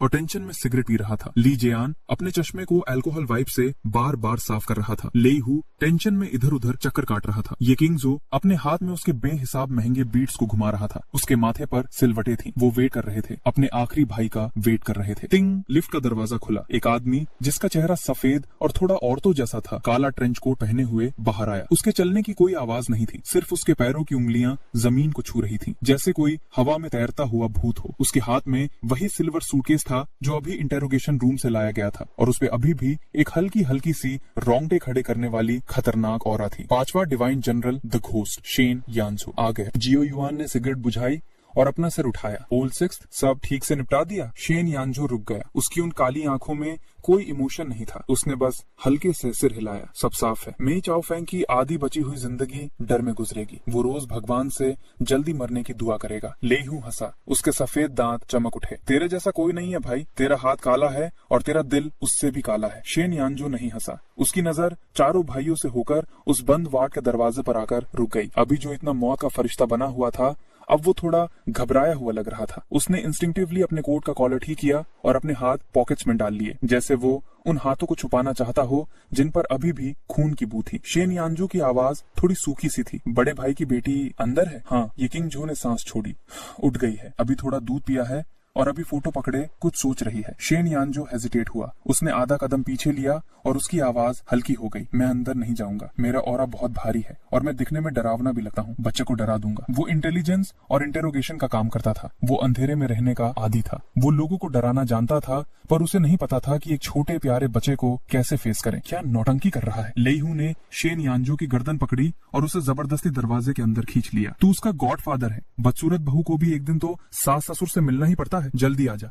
वार्ड का दरवाजा खुला, जो एक स्पेशल वार्ड पहले काफी बड़ा था, अब ये किंग जो के लाए हुए ढेर सारे गिफ्ट से पूरा भरा पड़ा था। बीच में रखे हुए उस बड़े से बेड पर मेरी छोटी सी बॉडी उस सॉफ्ट ब्लैंकेट के अंदर छुपी थी। लेटिंग बेड के पास खड़ी थी, भले ही उसके पैरों पर प्लास्टर लगा था, पर वो काफी बेहतर लग रही थी। दरवाजा खुलने की आवाज सुनकर मैं किसी डरी हुई हिरन की तरह अपना सिर झटके से उठाई और मैंने अपने हाथ में फोटो को जोर से पकड़ लिया। 5 ऐसे आदमी जिनके नाम से पूरा देश कांप उठा था। इस वक्त 5 गलती किए हुए स्कूल बच्चों की तरह बेड के पीछे सीधे खड़े थे। उन्होंने तो ठीक से सांस लेने की भी हिम्मत नहीं की। मेरी बड़ी बड़ी आंखें पल के झपका रही थी। मेरी नजर जियो युआन ली, जेआन लेईहू, यकीन जो पर घूमी और आखिर में सबसे कोने में खड़े पूरे काले कपड़े पहने हुए शेन यानजो पर आकर रुक गई। शेन यानजो की बॉडी एकदम अकड़ गई और वो छुपने की कोशिश करने लगा। उसे डर था कि मैं उससे डरकर रोऊंगी, लेकिन मैंने बस थोड़ा अपना सिर टेढ़ा किया और शेन यानजो को बहुत देर तक देखा और अचानक एक बच्चे वाली प्यारी आवाज में बोली, वो काले कपड़े वाले अंकल, क्या आपको बहुत ठंड लग रही है? पूरा कमरा सुन पड़ गया था और शेन यानजो पर तो जैसे बिजली गिर गई थी। उसकी उंगलियां हल्के से कांप रही थी। तुम्हारा चेहरा बहुत सफेद है, एकदम बर्फ की तरह। मैंने बहुत मुश्किल से ब्लैंकेट के अंदर से अपना छोटा सा हाथ बाहर निकाला और बेड के पास रखी एक मोटी जैकेट की तरफ इशारा किया। वहाँ नए कपड़े हैं अंकल, आप पहन लीजिए, पहन लेंगे तो ठंड नहीं लगेगी। उस वक्त शेन यानजो को लगा जैसे उसके लोहे जैसे सख्त दिल को एक छोटे से नरम हाथ ने बहुत जोर से दबा दिया हो। दर्द, खटन और भारीपन, पर उसने अपनी पूरी लाइफ में इतनी गर्माहट कभी फील नहीं की थी। वो धीरे से चलकर बेड के पास आया, एक घुटने पर बैठ गया और बस मुझे देखता रहा। अंकल को ठंड नहीं लग रही। शेन यानजो की उन आंखों में जिन्होंने इंसानों का सबसे घटिया रूप देखा था, अचानक आंसू भर आए थे। अंकल बस अंधेरे में बहुत टाइम तक रहा है। मैंने मासूमियत से सिर के ऊपर लगी बड़ी लाइट की तरफ इशारा किया। तो मैं लाइट ऑन कर देता हूँ। शेन यानजो हंस दिया। ये उसके दिल से निकली हुई हंसी थी। जरूरत नहीं है। अंकल ने जैसे ही तुझे देखा, अंकल की दुनिया रोशन हो गई। पास में खड़े लेईहू से रुका नहीं गया। उसने अपनी नाक सिकोड़ी और गाली देते हुए बोला, फक, ओल्ड 62 एक नंबर का छुपा रुस्तम है। वैसे तो तेरा मुंह सिला रहता है, पर अभी क्या मस्त बातें पेल रहा है। माहौल आखिरकार थोड़ा नॉर्मल हुआ। 5 लोग बेड के चारों तरफ खड़े थे और एक एकदम रियल प्रॉब्लम सबके सामने आ गई थी। ये किंग जॉ ने सबसे पहले मुंह खोला। उसने अपनी पॉकेट से एक गोल्ड कार्ड निकाला और मेरे हाथ में थमा दिया। चेन चेन, मैं तेरा ये पापा हूँ। आगे से तुझे जो खरीदना हो खरीद लेना। मैं पूरे सुचेंग शहर के मॉल्स खरीद कर तेरे लिए प्लेग्राउंड बना दूंगा। ली जेआन ने अपने चश्मे को ठीक किया और एक स्टेथोस्कोप निकालकर मेरी गर्दन पर लटका दिया। चेन चेन, मैं तेरा ली पापा हूँ। आगे से मैं तुझे लोगों का इलाज करना सिखाऊंगा। हम दोनों मिलकर भगवान जैसे डॉक्टर बनेंगे जिनकी सब इज्जत करेंगे। जियो युआन ने अपने जनरल के शोल्डर बैजेस निकाले और मेरी हथेली पर रख दिए। चेन चेन, मैं तेरा जियो पापा हूँ। आगे से जो भी तुझे परेशान करेगा, मैं उस पे तोप चला दूंगा। हम दोनों जनरल बनेंगे। लेईहू ने अपना सिर आगे किया। मैं तेरा लेई पापा हूँ। आगे से मैं तुझे सेल्फ डिफेंस के लिए सांडा सिखाऊंगा। जिसने तेरी तरफ आंख उठाकर भी देखा, मैं उसकी गर्दन मरोड़ दूंगा। शेन यानजो ने कुछ नहीं बोला। उसने बस चुपचाप अपनी पॉकेट से एक बहुत ही सुंदर सा छोटा पेंडेंट निकाला। वो एक माइक्रो जीपीएस ट्रैकर और अलार्म था जो ग्लोबल सैटेलाइट से कनेक्टेड था। चेन चेन, मैं तेरा शेन पापा हूँ। तू चाहे कहीं भी हो, बस इसे एक बार दबाना और मैं तुझे ढूंढ लूंगा। मैंने अपने आगे खड़े इन अजीब से अंकल्स को देखा। मेरे हाथों में ढेर सारा सामान था और मुझे समझ नहीं आ रहा था कि क्या करूं। मैंने पलटकर झांग दाजुन और लेटिंग को देखा और आखिर में अपना सिर नीचे करके वापस अपने हाथ में रखी उस पुरानी फोटो को देखने लगा। मेरी उंगलियां फोटो के एकदम बीच में खड़े उस आदमी को छू रही थीं, जो सबसे ज्यादा खुशी से मुस्कुरा रहा था। उसके बाद मैंने थोड़े डर और उम्मीद के साथ पूछा, आप सब पापा के दोस्त हो, तो मेरे पापा कहाँ हैं? वो मुझे ढूंढने क्यों नहीं आए? ये बात किसी भारी हथौड़े की तरह उन 5 आदमियों के दिल पर जोर से आकर लगी। जियो युआन के हाथ में रखी सिगरेट की डब्बी पिचक गई। ली जेआन ने अपना मुंह घुमा लिया और चश्मा साफ करने लगा। लेईहू सिर झुकाकर जमीन को देखने लगा। ये किंग जॉ के बीड्स घुमाने वाले हाथ रुक गए। शेन यानजो ने अपनी आंखें बंद कर ली और सबके सब एकदम चुप हो गए। कौन बताता एक 4 साल के बच्चे को कि उसके पापा बॉम्ब से फटकर टुकड़े टुकड़े हो चुके थे। यहाँ तक कि उनकी एक पूरी हड्डी भी वापस नहीं मिली थी। मैंने उनके रिएक्शंस को देखा और मेरी आंखों की चमक धीरे धीरे गायब होने लगी। मैं समझ गया था कि इस सन्नाटे का मतलब क्या था। मेरे आंसू मोटे मोटे बूंदों की तरह फोटो पर गिरने लगे। मम्मा ने बोला पापा मर गए। उन्होंने बोला पापा की किस्मत खराब थी, बाहर उनकी बॉडी उठाने वाला भी कोई नहीं था। अंकल क्या पापा ने मुझे छोड़ दिया? क्या पापा इसलिए चले गए क्योंकि मैं उनकी बात नहीं मानता था? नहीं। पांचों आदमी एक साथ जोर से चिल्ला उठे। जियो युआन ने मुझे खींचकर अपने गले से लगा लिया और लाल आंखों के साथ बोला, किसने बोला पापा ने तुझे छोड़ दिया? तेरे पापा इस दुनिया के सबसे बड़े हीरो थे, वो तुझसे सबसे ज्यादा प्यार करते थे। मैं रोते रोते पूरी तरह कांप रहा था। तो वो मुझे ढूंढने क्यों नहीं आए? मैंने पापा का बहुत वेट किया, यहाँ तक कि मम्मी भी हमेशा के लिए सो गई क्योंकि शेन यानजो ने अचानक मुंह खोला। वो खड़ा हुआ और उस सिल्वर सूटकेस के सबसे नीचे वाले हिस्से से एक सील की हुई टॉप सीक्रेट फाइल बाहर निकाली। ये वो एस क्लास सीक्रेट फाइल थी जिसे उसने रातों रात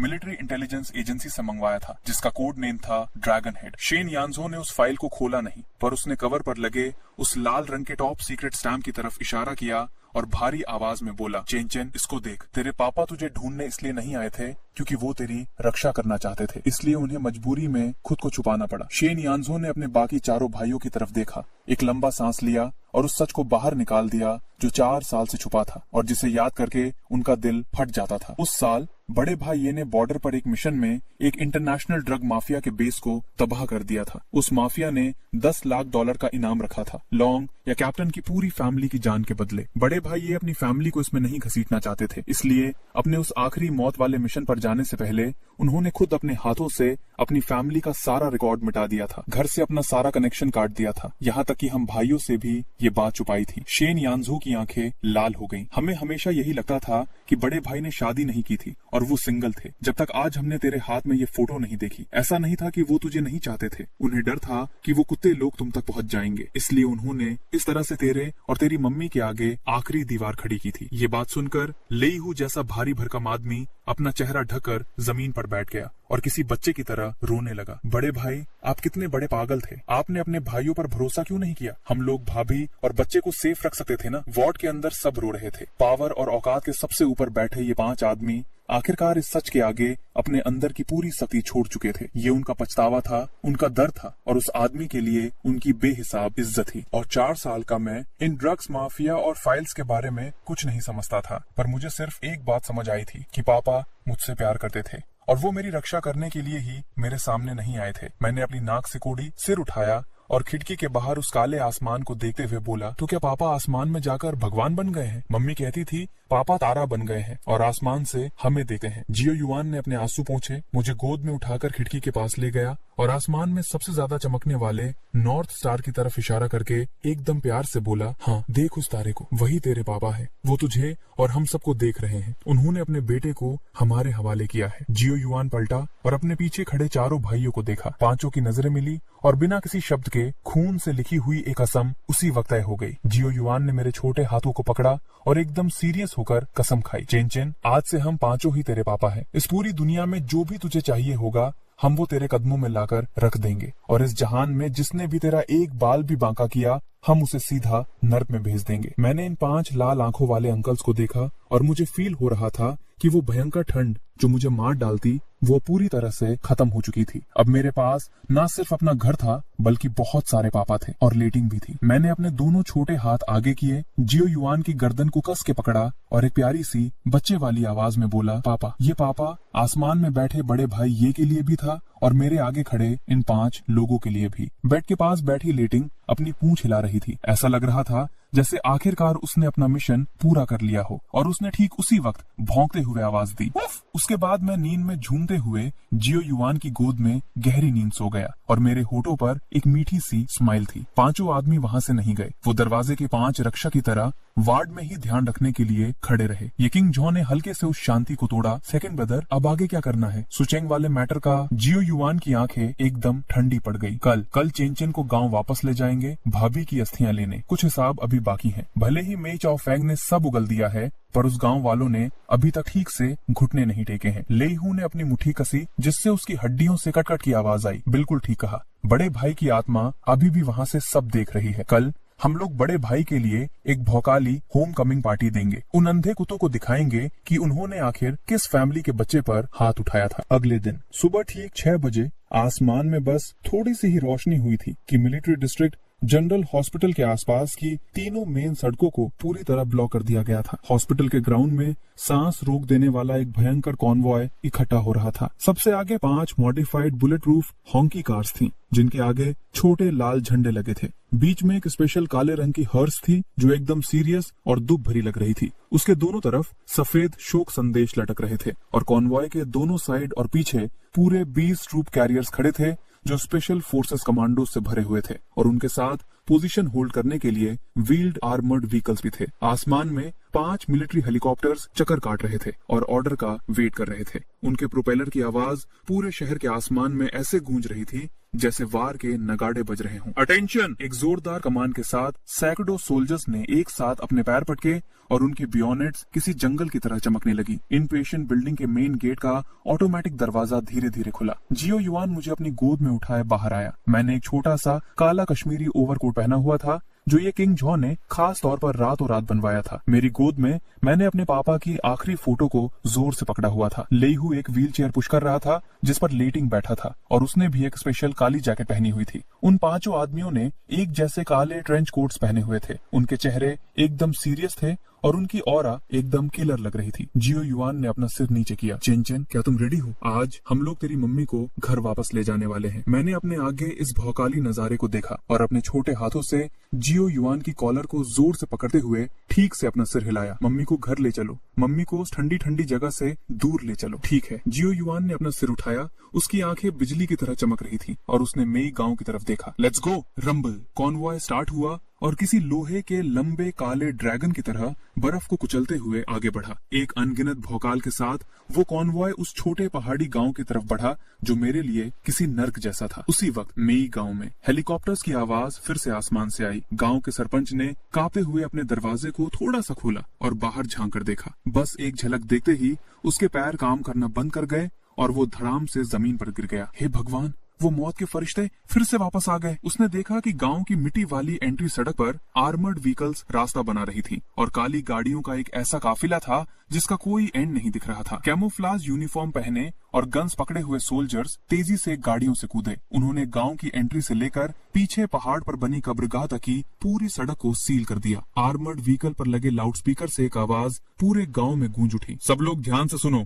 साउथ ईस्ट थिएटर कमांड के ऑर्डर पर आज यहाँ एक शहीद की फैमिली की कब्र शिफ्ट करने का मिशन चल रहा है। किसी भी आम आदमी को बाहर निकलने की परमिशन नहीं है। कोई इसमें झांकेगा नहीं। जो भी रूल तोड़ेगा उस पे मिलिट्री जोन में घुसने का चार्ज लगेगा। कॉन्वॉय धीरे धीरे मेई चाओ फेंग के उस टूटे फूटे आंगन के सामने रुका। जियो युआन मुझे गोद में लेकर गाड़ी से उतरा। उसने उस बड़े से पुराने घर को देखा और उसकी आंखों में एक घिन दिखाई दी। चेन, यही जगह है ना? मेरा जिस्म अपने आप डर से कांपने लगा। यही जगह मेरा सबसे डरावना सपना थी। यहाँ की एक एक ईंट और टाइल ने मेरी पिटाई और मेरी ठंड के दर्द को रिकॉर्ड किया था। मैंने डरते हुए धीमी आवाज में कहा, यही जगह है। मम्मी को पीछे पहाड़ पर उस पुराने बरगद के पेड़ के नीचे दफनाया गया है। मामा ने मम्मी को फैमिली की कब्र में नहीं आने दिया। लेहू ने एक ठंडी सांस छोड़ी और जमीन पर थूकते हुए बोला, अच्छा ही है जो वहाँ नहीं गई। इस गंदी जगह पर तो हमें आने का कोई शौक भी नहीं है। चलो पहले भाभी को लेने चलते हैं। वो पूरी भारी फौज उस पीछे वाले पहाड़ की तरफ बढ़ी। बर्फ में एक अकेली मिट्टी की कब्र थी जिसका कोई ढंग का टूम्बस्टोन तक नहीं था। बस एक सड़ी हुई लकड़ी की पट्टी गड़ी थी जिस पर टेढ़ी मेढ़ी राइटिंग में लिखा था, सू वान की कब्र। ये नजारा देखकर उन 5 आदमियों के दिल पर जैसे किसी ने सुई चुभो दी हो। ये एक हीरो की बीवी थी जिसने अपनी पूरी लाइफ में इतनी तकलीफ झेली और मरने के बाद उसे आराम से सोने तक की जगह नहीं मिली। धब जियो युआन सबसे पहले घुटनों पर गिर गया। वो एक लेफ्टिनेंट जनरल था जिसने अपनी पूरी जिंदगी में सिर्फ भगवान और अपने माँ बाप के आगे सिर झुकाया था, पर आज वो पूरे दिल से घुटनों पर बैठा था और उसके अंदर बहुत गिल्ट था। उसके पीछे ली जेयान, लेहू, ये किंग जॉ और शैन यानजॉ, चारों जनरल्स भी बर्फ में एक साथ घुटनों पर गिर गए। जियो युआन का गला भर आया था। उसने अपना सिर जोर से बर्फ पर पटका और बोला, भाभी मैं जियो युआन हूँ, हम आपसे माफी मांगते हैं, हम आने में लेट हो गए। ये 5 लोहे जैसे कड़क आदमी इस अकेली कब्र के सामने किसी बच्चे की तरह रो रहे थे। उन्हें खुद पर गुस्सा आ रहा था कि वो जल्दी यहाँ क्यों नहीं पहुँचे। वो गुस्से में थे कि वो अपने बड़े भाई की बीवी और बेटी की रक्षा नहीं कर सके। मैं जियो युआन की गोद से नीचे उतरा और कब्र के आगे घुटनों पर बैठ गया। अपने ठंड से लाल हुए छोटे हाथों से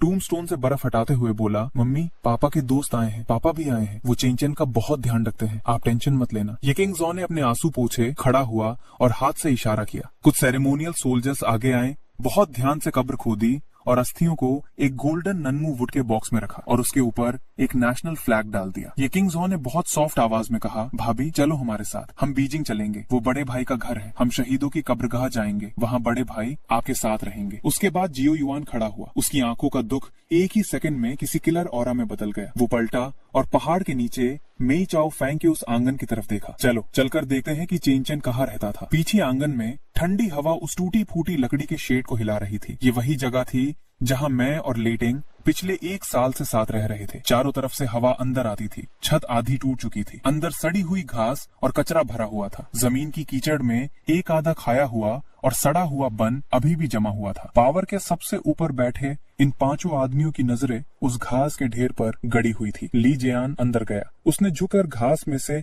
एक नुकीला पत्थर उठाया। उस पत्थर पर अभी भी सूखा हुआ खून लगा था। ये वही टूल था जिससे मैं भागने के लिए गड्ढा खोदता था। ली जियान की उंगलियां हल्के से कांप रही थीं। ऐसा लग रहा था जैसे वो उस दिल चीरने वाले दर्द को खुद फील कर सकता था। लेहू ने उस छोटे से गड्ढे को देखा जिसमें बस एक बिल्ली घुस सकती थी और जमीन पर लेटिंग के नेल्स के निशान देखे तो उसने अपनी मुट्ठी इतनी कस ली कि हड्डियों से कट कट की आवाज आई। वो अचानक पलटा और एक जोर का मुक्का पास वाली मिट्टी की दीवार पर मार दिया। बूम! दीवार में एक बड़ा सा गड्ढा बन गया। फक! लेहू ने आसमान की तरफ मुंह करके चिल्लाया, मेरा मन कर रहा है कि इस पूरे गांव को जमीन में मिला दूं। जियो युआन ने झुककर मुझे अपने पास खींचा और उस डॉग हाउस की तरफ इशारा करके पूछा, क्या तुम्हें इस जगह से नफरत है? मैंने उस पहचानी हुई जगह को देखा। मुझे वो अनगिनत रातें याद आईं जब मैं भूख के मारे सो नहीं पाता था। मुझे याद आई लेटिंग की वो गर्माहट जिसे मैं गले लगाकर सोता था। मैंने अपने छोटे हाथों से जियो युआन के बड़े हाथ को जोर से पकड़ा और बोला, पहले नफरत थी पर अब नहीं है, क्योंकि अब मेरे पास पापा है, मेरे पास अपना घर है। जियो युआन का दिल एक झटके से कांप उठा। उसने मेरी तरफ देखा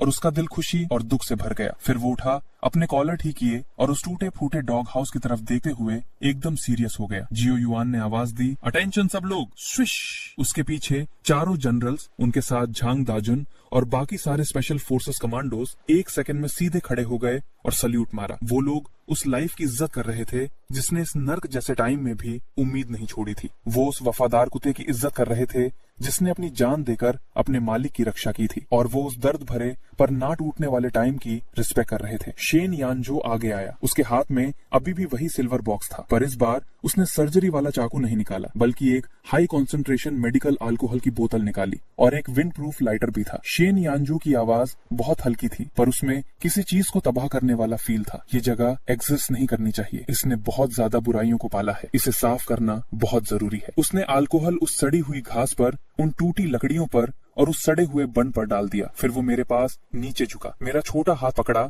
और लाइटर मेरे हाथ में थमा दिया। लो, इसे खुद खत्म करो, इसे आग लगाओ। अपना सारा पुराना बुरा वक्त, अपने सारे दुख और डर को जलाकर राख कर दो। आज के बाद से तुम्हारी दुनिया में सिर्फ और सिर्फ रोशनी होगी। मैंने उस लाइटर को देखा, एक लंबा सांस लिया और अपना छोटा हाथ हल्के से खोल दिया। लाइटर जैसे ही नीचे गिरा, बूम! आग की लपटें तुरंत ऊपर उठी। उन्होंने उस टूटे फूटे शेड को और मुझे कैद रखने वाले उस पिंजरे को पूरी तरह निगल लिया। मैं पीछे पलटा और उस आग की तरफ दोबारा नहीं देखा, बल्कि मैं जियो युआन की गोद में कूद गया। पापा जियो, चलो यहाँ से। ठीक है, चलो। जियो युआन ने मुझे उठाया और लंबे कदम रखते हुए कॉन्वॉय की तरफ बढ़ गया, बिना एक बार भी पीछे मुड़े। कॉन्वॉय स्टार्ट हुआ। जब आखिरी आर्मर्ड व्हीकल मेई गांव से बाहर निकली, तभी जाकर वो गांव वाले जो खिड़कियों के पीछे छुप कर देख रहे थे, बाहर निकलने की हिम्मत जुटा पाए। वो एतिंग की बेटी थी। क्या हमने अपने ही हाथों से इतनी बड़ी किस्मत ठुकरा दी? बूढ़े क्लैन चीफ ने अपनी लाठी जमीन पर पटकी और उसकी आंखों से आंसू बहने लगे। हमने बहुत बड़ा पाप किया है। आज के बाद से इस मेई गांव का पूरी तरह नाश हो जाएगा। गाड़ी के अंदर खिड़की से बाहर तेजी से पीछे जाती हुई चीजों को देखते हुए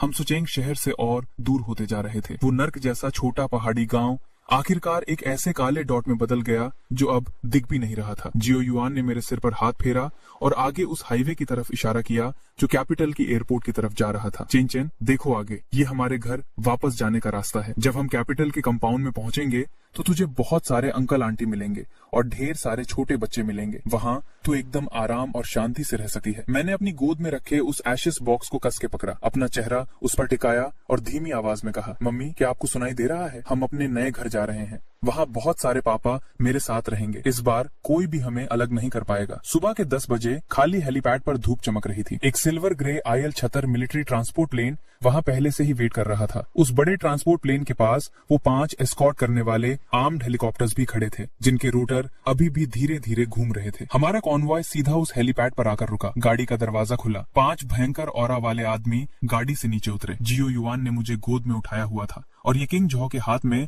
वो गोल्डन नन्मू वुड का बॉक्स था जिसमें मम्मी की अस्थियां थी। मैं जियो युआन के कंधे पर लटकी हुई थी और मेरी आंखें फटी की फटी थी। अपनी पूरी लाइफ में मैंने सबसे बड़ी गाड़ी जो देखी थी वो गांव का ट्रैक्टर था। मैंने कभी पंखों वाला ऐसा बड़ा मॉन्स्टर नहीं देखा था। ये किंग जॉ ने हंसते हुए मेरे छोटे से गाल खींचे। चेन चेन, ये एक स्पेशल प्लेन है। ये पापा ने इसे स्पेशल मंगवाया है। इसके अंदर बड़ा बेड है और टीवी भी देख सकते हैं। बस कुछ घंटे उड़कर हम अपने घर पहुंच जाएंगे। जब सब लोग प्लेन में चढ़ने के लिए रेडी थे, तभी टीम के सबसे पीछे चुपचाप चलते हुए और लाठी के सहारे लंगड़ाते हुए झांग दाजुन ने अचानक अपने कदम रोक लिए। वो ठंडी हवा में खड़ा उस बड़े से बोर्डिंग गेट को देख रहा था और फिर उसने अपने उस घायल पैर को देखा। उसकी आंखों में एक सेकंड के लिए खुद को छोटा और बेकार समझने वाली फीलिंग आई, पर उससे ज्यादा उसमें एक शांति थी। उसने एक लंबा सांस लिया और जियो युआन और बाकी लोगों की पीठ की तरफ पूरी ताकत से चिल्लाया, चीफ। जियो युआन ने अपने कदम रोके। वो पीछे मुड़ा। क्या हुआ दाजुन, क्यों नहीं चल रहा? झांग दाजुन ने एक बड़ी ही भोली भाली और जबरदस्ती की हंसी दी। उसकी दुख भरी और थकी हुई शक्ल पर एक हिचकिचाहट साफ दिख रही थी। चीफ, मैं आप लोगों को और आगे छोड़ने नहीं आएगा। चेन चेन को आप लोगों के हाथों में देकर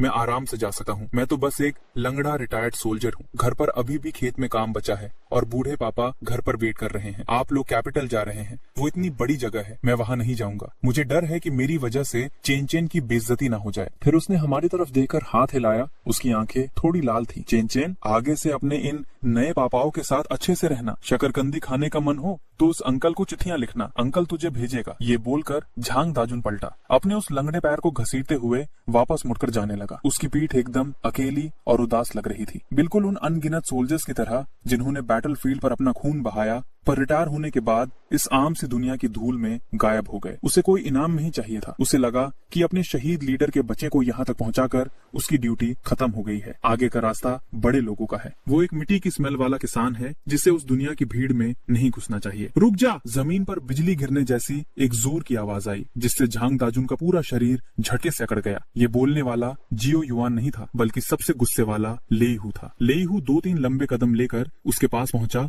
और एक ही झटके में उसने झांग दाजुन का कंधा पकड़ लिया। झांग दाजुन, तेरा क्या मतलब है? बच्चे को यहाँ छोड़कर भागना चाहता है? तूने हमें क्या समझ रखा है? झांग दाजुन थोड़ा घबरा गया। ब्रिगेड कमांडर लेई, नहीं, ऐसा नहीं है। मुझे सच में लगता है कि मैं इस लायक नहीं हूँ। लेईहू ने उसकी बात काटी और उसके नाक पर उंगली रखकर उसे गालियां दी। लायक नहीं है तेरा बाप। जब तू हॉस्पिटल के गेट पर उन कुत्ते गुंडों को रोक रहा था, तब तूने क्यों नहीं सोचा कि तू लायक नहीं है? जब तू चेन चेन को उस बर्फ में लेकर 10 किलोमीटर तक भागा था, तब तूने क्यों नहीं सोचा कि तू लायक नहीं है? तू एक रिकॉनेसेंस कंपनी का कैप्टन था। तू हम सबका सीनियर है। जब मैं एक नया भर्ती हुआ सोल्जर था और डर के मारे अपनी पैंट गीली करता था, तब तू दुश्मनों के इलाकों में जाकर इंफॉर्मेशन निकालता था। लेईहू जितना बोल रहा था उतना गुस्से और इमोशन में आता जा रहा था। उसकी आंखें पूरी लाल हो चुकी थीं। और अब तू बोल रहा है कि तू एक लंगड़ा है, एक किसान है, कि तुझे लगता है तू हमारी बेइज्जती करवा देगा? अपना सिर उठाकर देख, इस वक्त तेरे आगे जो लोग खड़े हैं उनमें से किसी की भी औकात है क्या कि वो उस इंसान की बेइज्जती करे जिसने हमारे बड़े भाई के बच्चे की जान बचाई हो? ये सब बातें किसी चाबुक की तरह लग रही थीं, जिससे झांग दाजुन की आंखों से आंसू बहने लगे। उसने अपना सिर नीचे किया और उसकी आवाज रोने जैसी हो गई। लेकिन मेरा पैर बेकार हो चुका है। मैं अब मिलिट्री में नहीं रह सका। मैं वहाँ गया तो सिर्फ फ्री की रोटी तोड़ूंगा। किसने बोला तेरा पैर बेकार हो चुका है? एकदम ठंडी और साफ आवाज आई। ली जियान ने अपना चश्मा सेट किया और धीरे से चलकर झांग दाजुन के पास आया। उसने कोई फालतू बकवास नहीं की। सीधा नीचे झुका और अपना हाथ आगे बढ़ाकर झांग दाजुन के लेफ्ट घुटने को दबाया। दर्द बर्दाश्त करना। कट। ली जियान के हाथ एकदम तेजी से घूमे। उसने कुछ पॉइंट्स पर दबाव डाला।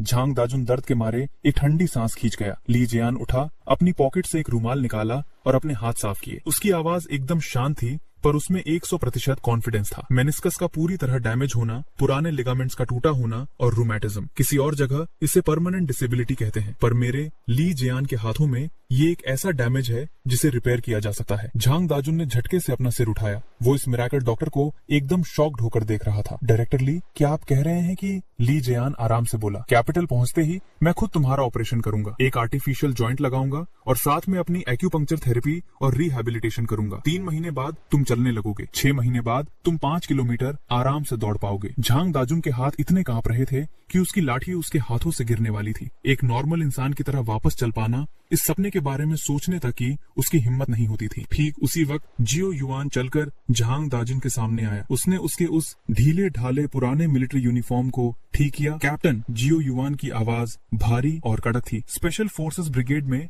रिसेंटली एक्स्ट्रा बंदों को भर्ती किया गया है। उन्होंने डार्क नाइट नाम की एक नई रिकॉनेसेंस टीम बनाई है। वो नए लौंडे अभी बहुत एटीट्यूड और हवा में है और लेईहू जैसा गवार सिर्फ उन्हें फिजिकल ट्रेनिंग दे सकता है। वो उन्हें ट्रिक्स और दिमाग वाले काम नहीं सिखा सकता। हमें एक असली और पुराने रिकॉनेसेंस सोल्जर की जरूरत है जो उन्हें सिखाए कि छुपकर हमला करना क्या होता है, जिंदा रहना क्या होता है और वफादारी किसे कहते हैं। जियो युआन ने झांग दाजुन की आंखों में देखा और एकदम ऑफिशियली और सीरियस होकर ऑफर दिया। कॉमरेड झांग दाजुन, मैं अभी साउथ ईस्ट थिएटर कमांड के कमांडर की पोजीशन से तुम्हें ऑफिशियली वापस ज्वाइन करने का ऑफर देता हूँ। पोस्ट स्पेशल फोर्सेस ब्रिगेड का स्पेशल चीफ इंस्ट्रक्टर। रैंक तुम्हारी ओरिजिनल कैप्टन रैंक और सारी फैसिलिटीज मेंटेन रहेंगी और तुम्हें स्पेशली मेजर के रैंक पर प्रमोट किया जाएगा। झांग दाजुन का दिमाग ब्लैंक हो गया। चीफ इंस्ट्रक्टर, मेजर, वो जो सालों पहले रिटायर हो चुका एक बूढ़ा सोल्जर था, वो वापस मिलिट्री में जा सकता है, वो वापस मिलिट्री यूनिफॉर्म पहन सकता है। उसी वक्त मैं भी भागकर आई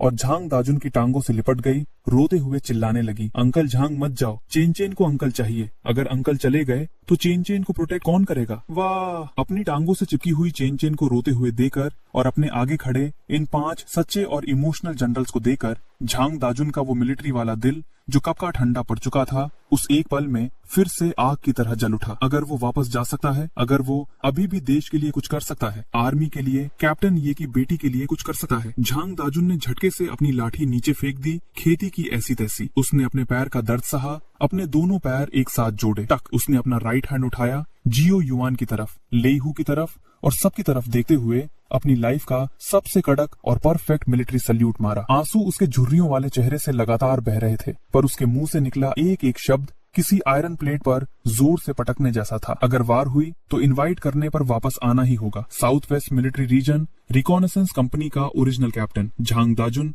ड्यूटी वापस ज्वाइन करने की रिक्वेस्ट करता है। चीफ, ऑर्डर दीजिए। बढ़िया, लेईहू ने जोर से चिल्लाया और आगे बढ़कर झांग दाजुन को जोर से गले लगा लिया। घर वापस आने पर स्वागत है ओल्ड कैप्टन। 10 मिनट बाद बड़ा सा ट्रांसपोर्ट प्लेन रनवे पर आगे बढ़ने लगा। प्लेन के अंदर बहुत जगह थी और वो किसी महल जैसा लग्जरी था। मैं खिड़की से बाहर झांक रही थी और नीचे जमीन पर लोगों और गाड़ियों को धीरे धीरे छोटा होते देख रही थी। लेटिंग मेरे पैरों के पास बैठी थी और वो बीफ की एक हड्डी चबा रही थी। बहुत मजे से खा रही थी। पांचों पापा एक सर्कल बनाकर बैठे थे और इस बात पर मीटिंग चल रही थी कि कैपिटल में मुझे कौन कौन संभालेगा। जियो युआन ने बॉस बनकर अनाउंस किया, मंडे, वेडनेसडे और फ्राइडे को ये मेरे पास रहेगी, ट्यूसडे, थर्सडे और सैटरडे को तुम लोग बांट लेना। ली जेयान ने चैलेंज किया, ऐसा क्यों? मैं डॉक्टर हूँ, मैं चेन चेन की हेल्थ सेट करूंगा। पहले 3 महीने तो ये पक्का मेरे ही घर रहेगी। लेईहू चिल्लाने लगा, बकवास, चेन चेन बहुत डरती है, उसे मेरे साथ स्पेशल फोर्सेस में आना चाहिए ताकि डर भाग जाए। ये किंजो आराम से बोला, मुझे लगता है इसे मेरे पास आना चाहिए। मेरे घर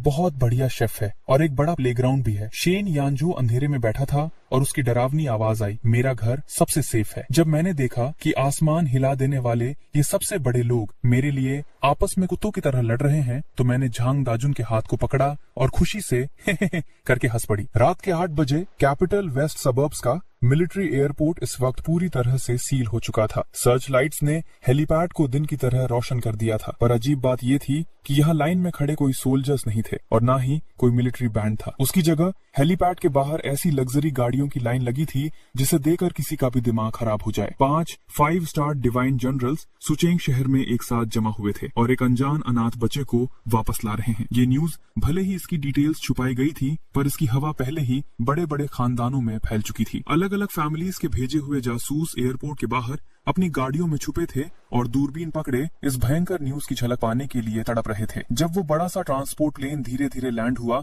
और उसका दरवाजा खुला तो सबने अपनी सांसें रोक ली। सबसे पहले जो नीचे उतरा वो जियो युआन था। वो आगे नहीं चल रहा था, बल्कि अपनी गोद में मुझे बहुत ध्यान से सेफ रखे हुए था। उसके तुरंत बाद ली जेयान, लेईहू, ये किंगझो और शेन यानझो एक पंखे की शेप में फैल गए और बीच में चल रहे हम एक बड़े और एक छोटे इंसान को एकदम टाइट सिक्योरिटी में घेर लिया। पीछे झांग दाजुन ने लेटिंग को पकड़ा हुआ था, एकदम सबसे वफादार बॉडीगार्ड की तरह। बाहर खड़े जासूस एक्साइटमेंट के मारे कांप रहे थे। एक छोटा लड़का है, जियो युआन ने एक छोटे लड़के को गोद में उठाया हुआ है। बाप रे बाप, ये भौकाल, ये तो सारे सितारों का एक चांद को घेरने जैसा सीन है। जल्दी वापस चलो और बॉस को रिपोर्ट करो। उसी वक्त 5 हॉन्की कार्स का काला काफिला कैपिटल की चौड़ी सड़कों पर बह रहा था। मैं गाड़ी की खिड़की पर चिपका हुआ था, बाहर तेजी से पीछे जाती हुई स्ट्रीट लाइट्स और बड़ी बड़ी बिल्डिंग्स को देख रहा था और मेरा चेहरा क्यूरियोसिटी से भरा था। पापा, ये जगह कितनी रोशन है ना। मामा के घर के केरोसिन लैंप से 10,000 गुना ज्यादा लाइट है यहाँ। जियो युआन ने दुख के साथ मेरे सिर पर हाथ फेरा। चेन चेन, आगे से अपना घर हमेशा रोशन रहेगा। तुझे जितनी लाइट्स ऑन करनी हो उतनी लाइट्स ऑन करना। कॉन्वॉय भीड़ भाड़ वाली चांगान स्ट्रीट से क्रॉस करता हुआ वेस्ट डायरेक्शन की तरफ आगे बढ़ा। ये जशान कंपाउंड था पूरे ग्रेट जिया एम्पायर का सबसे हाई लेवल और सबसे स्ट्रिक्ट सिक्योरिटी वाले मिलिट्री कंपाउंड्स में से एक। यहाँ रहने वाले लोग या तो देश बनाने वाले पुराने लेजेंड्स थे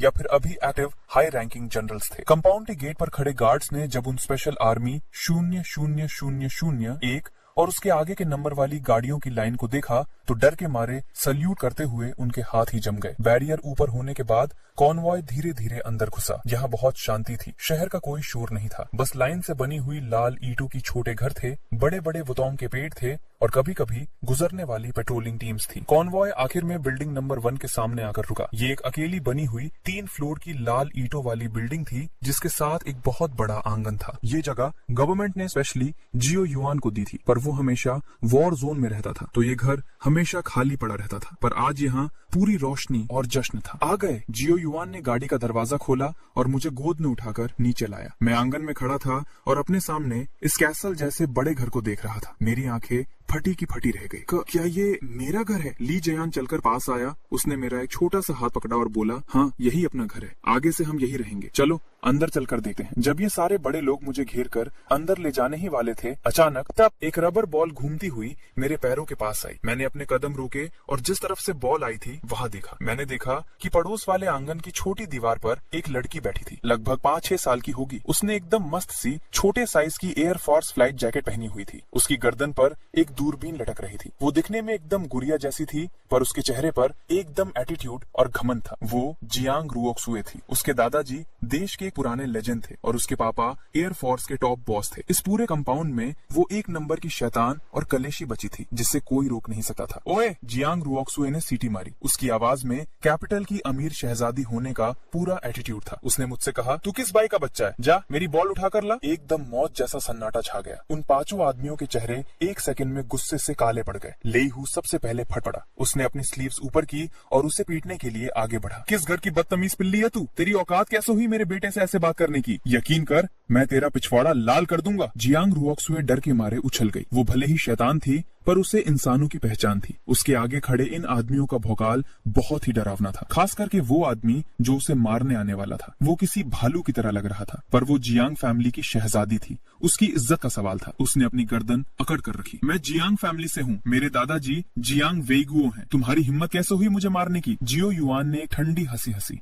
जियांग वेइगुओ, अगर तेरे दादाजी भी यहाँ होते ना तो उनकी भी औकात नहीं होती मुझसे ऐसे बात करने की। ऐसा लग रहा था कि ये सारे खतरनाक गॉडफादर्स मिलकर उसकी कुटाई करने ही वाले हैं। पर अचानक मैंने जियो युआन का हाथ छोड़ दिया, नीचे झुका और वो रबर बॉल उठा ली। दीवार पर बैठी जियांग रुओक्सुए को देखकर मैंने एकदम शांति से बोला, मैं किसी बाई का बच्चा नहीं हूँ, मेरे पास पापा है। मेरे पास 5 पापा है। और हाँ, मैंने पीछे खड़ी लेटिंग की तरफ इशारा किया। मेरी डॉग इससे बदतमीज बच्चे बिल्कुल पसंद नहीं है, ये काट लेती है। वुफ! लेटिंग ने मेरा पूरा साथ देते हुए अपने खतरनाक दांत निकाल लिए और दीवार की तरफ देखकर एक भारी और खतरनाक दहाड़ मारी। वो सीधा वॉर से आई हुई किलर औरत थी। जियांग रुओक्सुए के हाथ डर से कांप गए और वो सीधा दीवार से नीचे गिर गई और अपने ही आंगन के बर्फ के ढेर में जा गिरी। पड़ोस वाले आंगन से किसी सुअर के कटने जैसी रोने और चिल्लाने की आवाज आई। मम्मी, यहाँ भेड़िया है, भेड़िया है। ये किंग जो से रहा नहीं गया और वो जोर से हंस पड़ा। क्या बात है चेंचन, एकदम सही किया, हम खुद से पंगा नहीं लेते। पर हम पंगे से डरते भी नहीं हैं। जियो युआन के चेहरे पर भी एक प्राउड स्माइल आ गई। उसने मुझे झटके से गोद में उठा लिया। बहुत बढ़िया काम किया, ये है हमारे लॉन्ग या का असली खून। भाड़ में जाए कोई जियोंग फैमिली या ली फैमिली। जिसने भी हमसे पंगा लेने की कोशिश की तो लेटिंग को छोड़ देना उन्हें काटने के लिए। मैं जियो युआन के कंधे पर लेटा हुआ था। पड़ोस वाले आंगन में जलने वाली लाइट्स और उस बच्ची को चुप कराने की आवाजें सुन रहा था। मेरे होंठों पर एक हल्की सी स्माइल आ गई। इस तरह से सेफ रहना और अपने पीछे इतना बड़ा सपोर्ट होना सच में बहुत अच्छा लगता है। बड़ा दरवाजा बंद हो गया। घर के अंदर के हीटर ने बाहर की ठंड को भगा दिया। टेबल पर ये किंग जॉ का लाया हुआ सबसे महंगा और बढ़िया खाना रखा था। आओ आओ आओ, चेन चेन के घर वापस आने की खुशी में चीयर्स। इस हंसी और मजाक के बीच इस खाली पड़ी बिल्डिंग में पहली बार किसी सच्चे घर जैसी गर्माहट भर गई थी। उसी वक्त बिल्डिंग नंबर 1 के आंगन के बाहर वो जियोंग फैमिली की शहजादी जियोंग रूक्सुए, जिसका अभी इतना एटीट्यूड था, इस वक्त बर्फ के ढेर में चारों खाने चित पड़ी थी। उसकी हवा टाइट हो चुकी थी, पूरी तरह से फ्यूज हो चुकी थी। जियोंग फैमिली की अकेली पोती होने के नाते पूरे कंपाउंड में उसकी दहशत थी। उसने कब किसी से ऐसी बेइज्जती सही थी। हमेशा वही दूसरों को डरा कर रुलाती थी। आज एक कुत्ते ने उसे डराकर दीवार से नीचे गिरा दिया था। दीवार के उस पार लेटिंग ने अपना सिर ऊपर किया और ऊपर से इस छोटी सी बच्ची को घूर कर देखने लगी। उसकी आंखों में एकदम फुल इग्नोर और घिन वाली नजर थी। जियोंग रूक्सुए उस बर्फ के ढेर से बाहर निकली। उसका छोटा सा चेहरा एकदम लाल हो चुका था। ये बेइज्जती का गुस्सा था और डर भी था। उसने दीवार पर इशारा किया और उस कुत्ते के बड़े से सिर की तरफ उंगली की। मैं अपने दादाजी को बताऊंगी और उन्हें बोलकर तुम सबको अरेस्ट करवाऊंगी और इस कचरे कुत्ते को पकाकर खा जाऊंगी। एक भारी, खतरनाक और थोड़े मजे लेने वाली आवाज बिल्डिंग नंबर 1 के आंगन से आई। तू किससे पकड़ने वाली है? बिल्डिंग नंबर 1 का भारी और डिजाइन वाला लोहे का दरवाजा धीरे धीरे खुला। 5 आदमी लाइन बनाकर एक साथ बाहर आए। जियो युआन सबसे बीच में खड़ा था। उसके हाथ में एक नई जली हुई सिगरेट थी और वो जियोंग रूक्सुए को ऐसी ठंडी और डार्क नजरों से घूर रहा था। जियोंग रूक्सुए का वो छोटा सा मुंह जो अभी तक भौंक रहा था, 1 सेकंड में बंद हो गया। भले ही वो छोटी थी, पर वो इस मिलिट्री कंपाउंड में बड़ी हुई थी। उसके अंदर एक इनबिल्ट रडार था, ताकतवर लोगों को पहचानने का। अभी तूने ही बोला ना कि तू मेरी डॉग को पकाएगी? लेईहू ने हंसी दी और अपने सफेद दांत दिखाए। वो जानबूझकर नीचे झुका। उसके लगभग 6 फुट 5 इंच के लोहे जैसे जिस्म का साया सीधा जियोंग रूक्सुए को पूरी तरह से कवर कर गया। जियोंग रूक्सुए डर के मारे 2 कदम पीछे हुई। उसकी पैरों की नसें डर से कांपने लगी थी। या फिर तूने ये बोला कि हमारा चेन चेन किसी बाई का बच्चा है? ये किंग जॉ अभी भी मुस्कुरा रहा था, पर उसकी वो लोमड़ी जैसी आंखें जो हमेशा किसी को फंसाने का प्लान बनाती थी, इस वक्त किसी ठंडी तलवार की तरह लग रही थी। जियोंग रूक्सुए ने अपनी लाइफ में ऐसा भौकाल कहाँ देखा था। नॉर्मल दिनों में इस कंपाउंड के बाकी अंकल लोग जब उससे मिलते थे तो सब उससे कितने प्यार और इज्जत से पेश आते थे। ये लोग ऐसे नॉर्मल रूल्स को तोड़कर क्यों चल रहे हैं भाई? जब जियोंग रूक्सुए डर के मारे बस रोने ही वाली थी, तभी पड़ोस की बिल्डिंग नंबर 2 का दरवाजा खुला।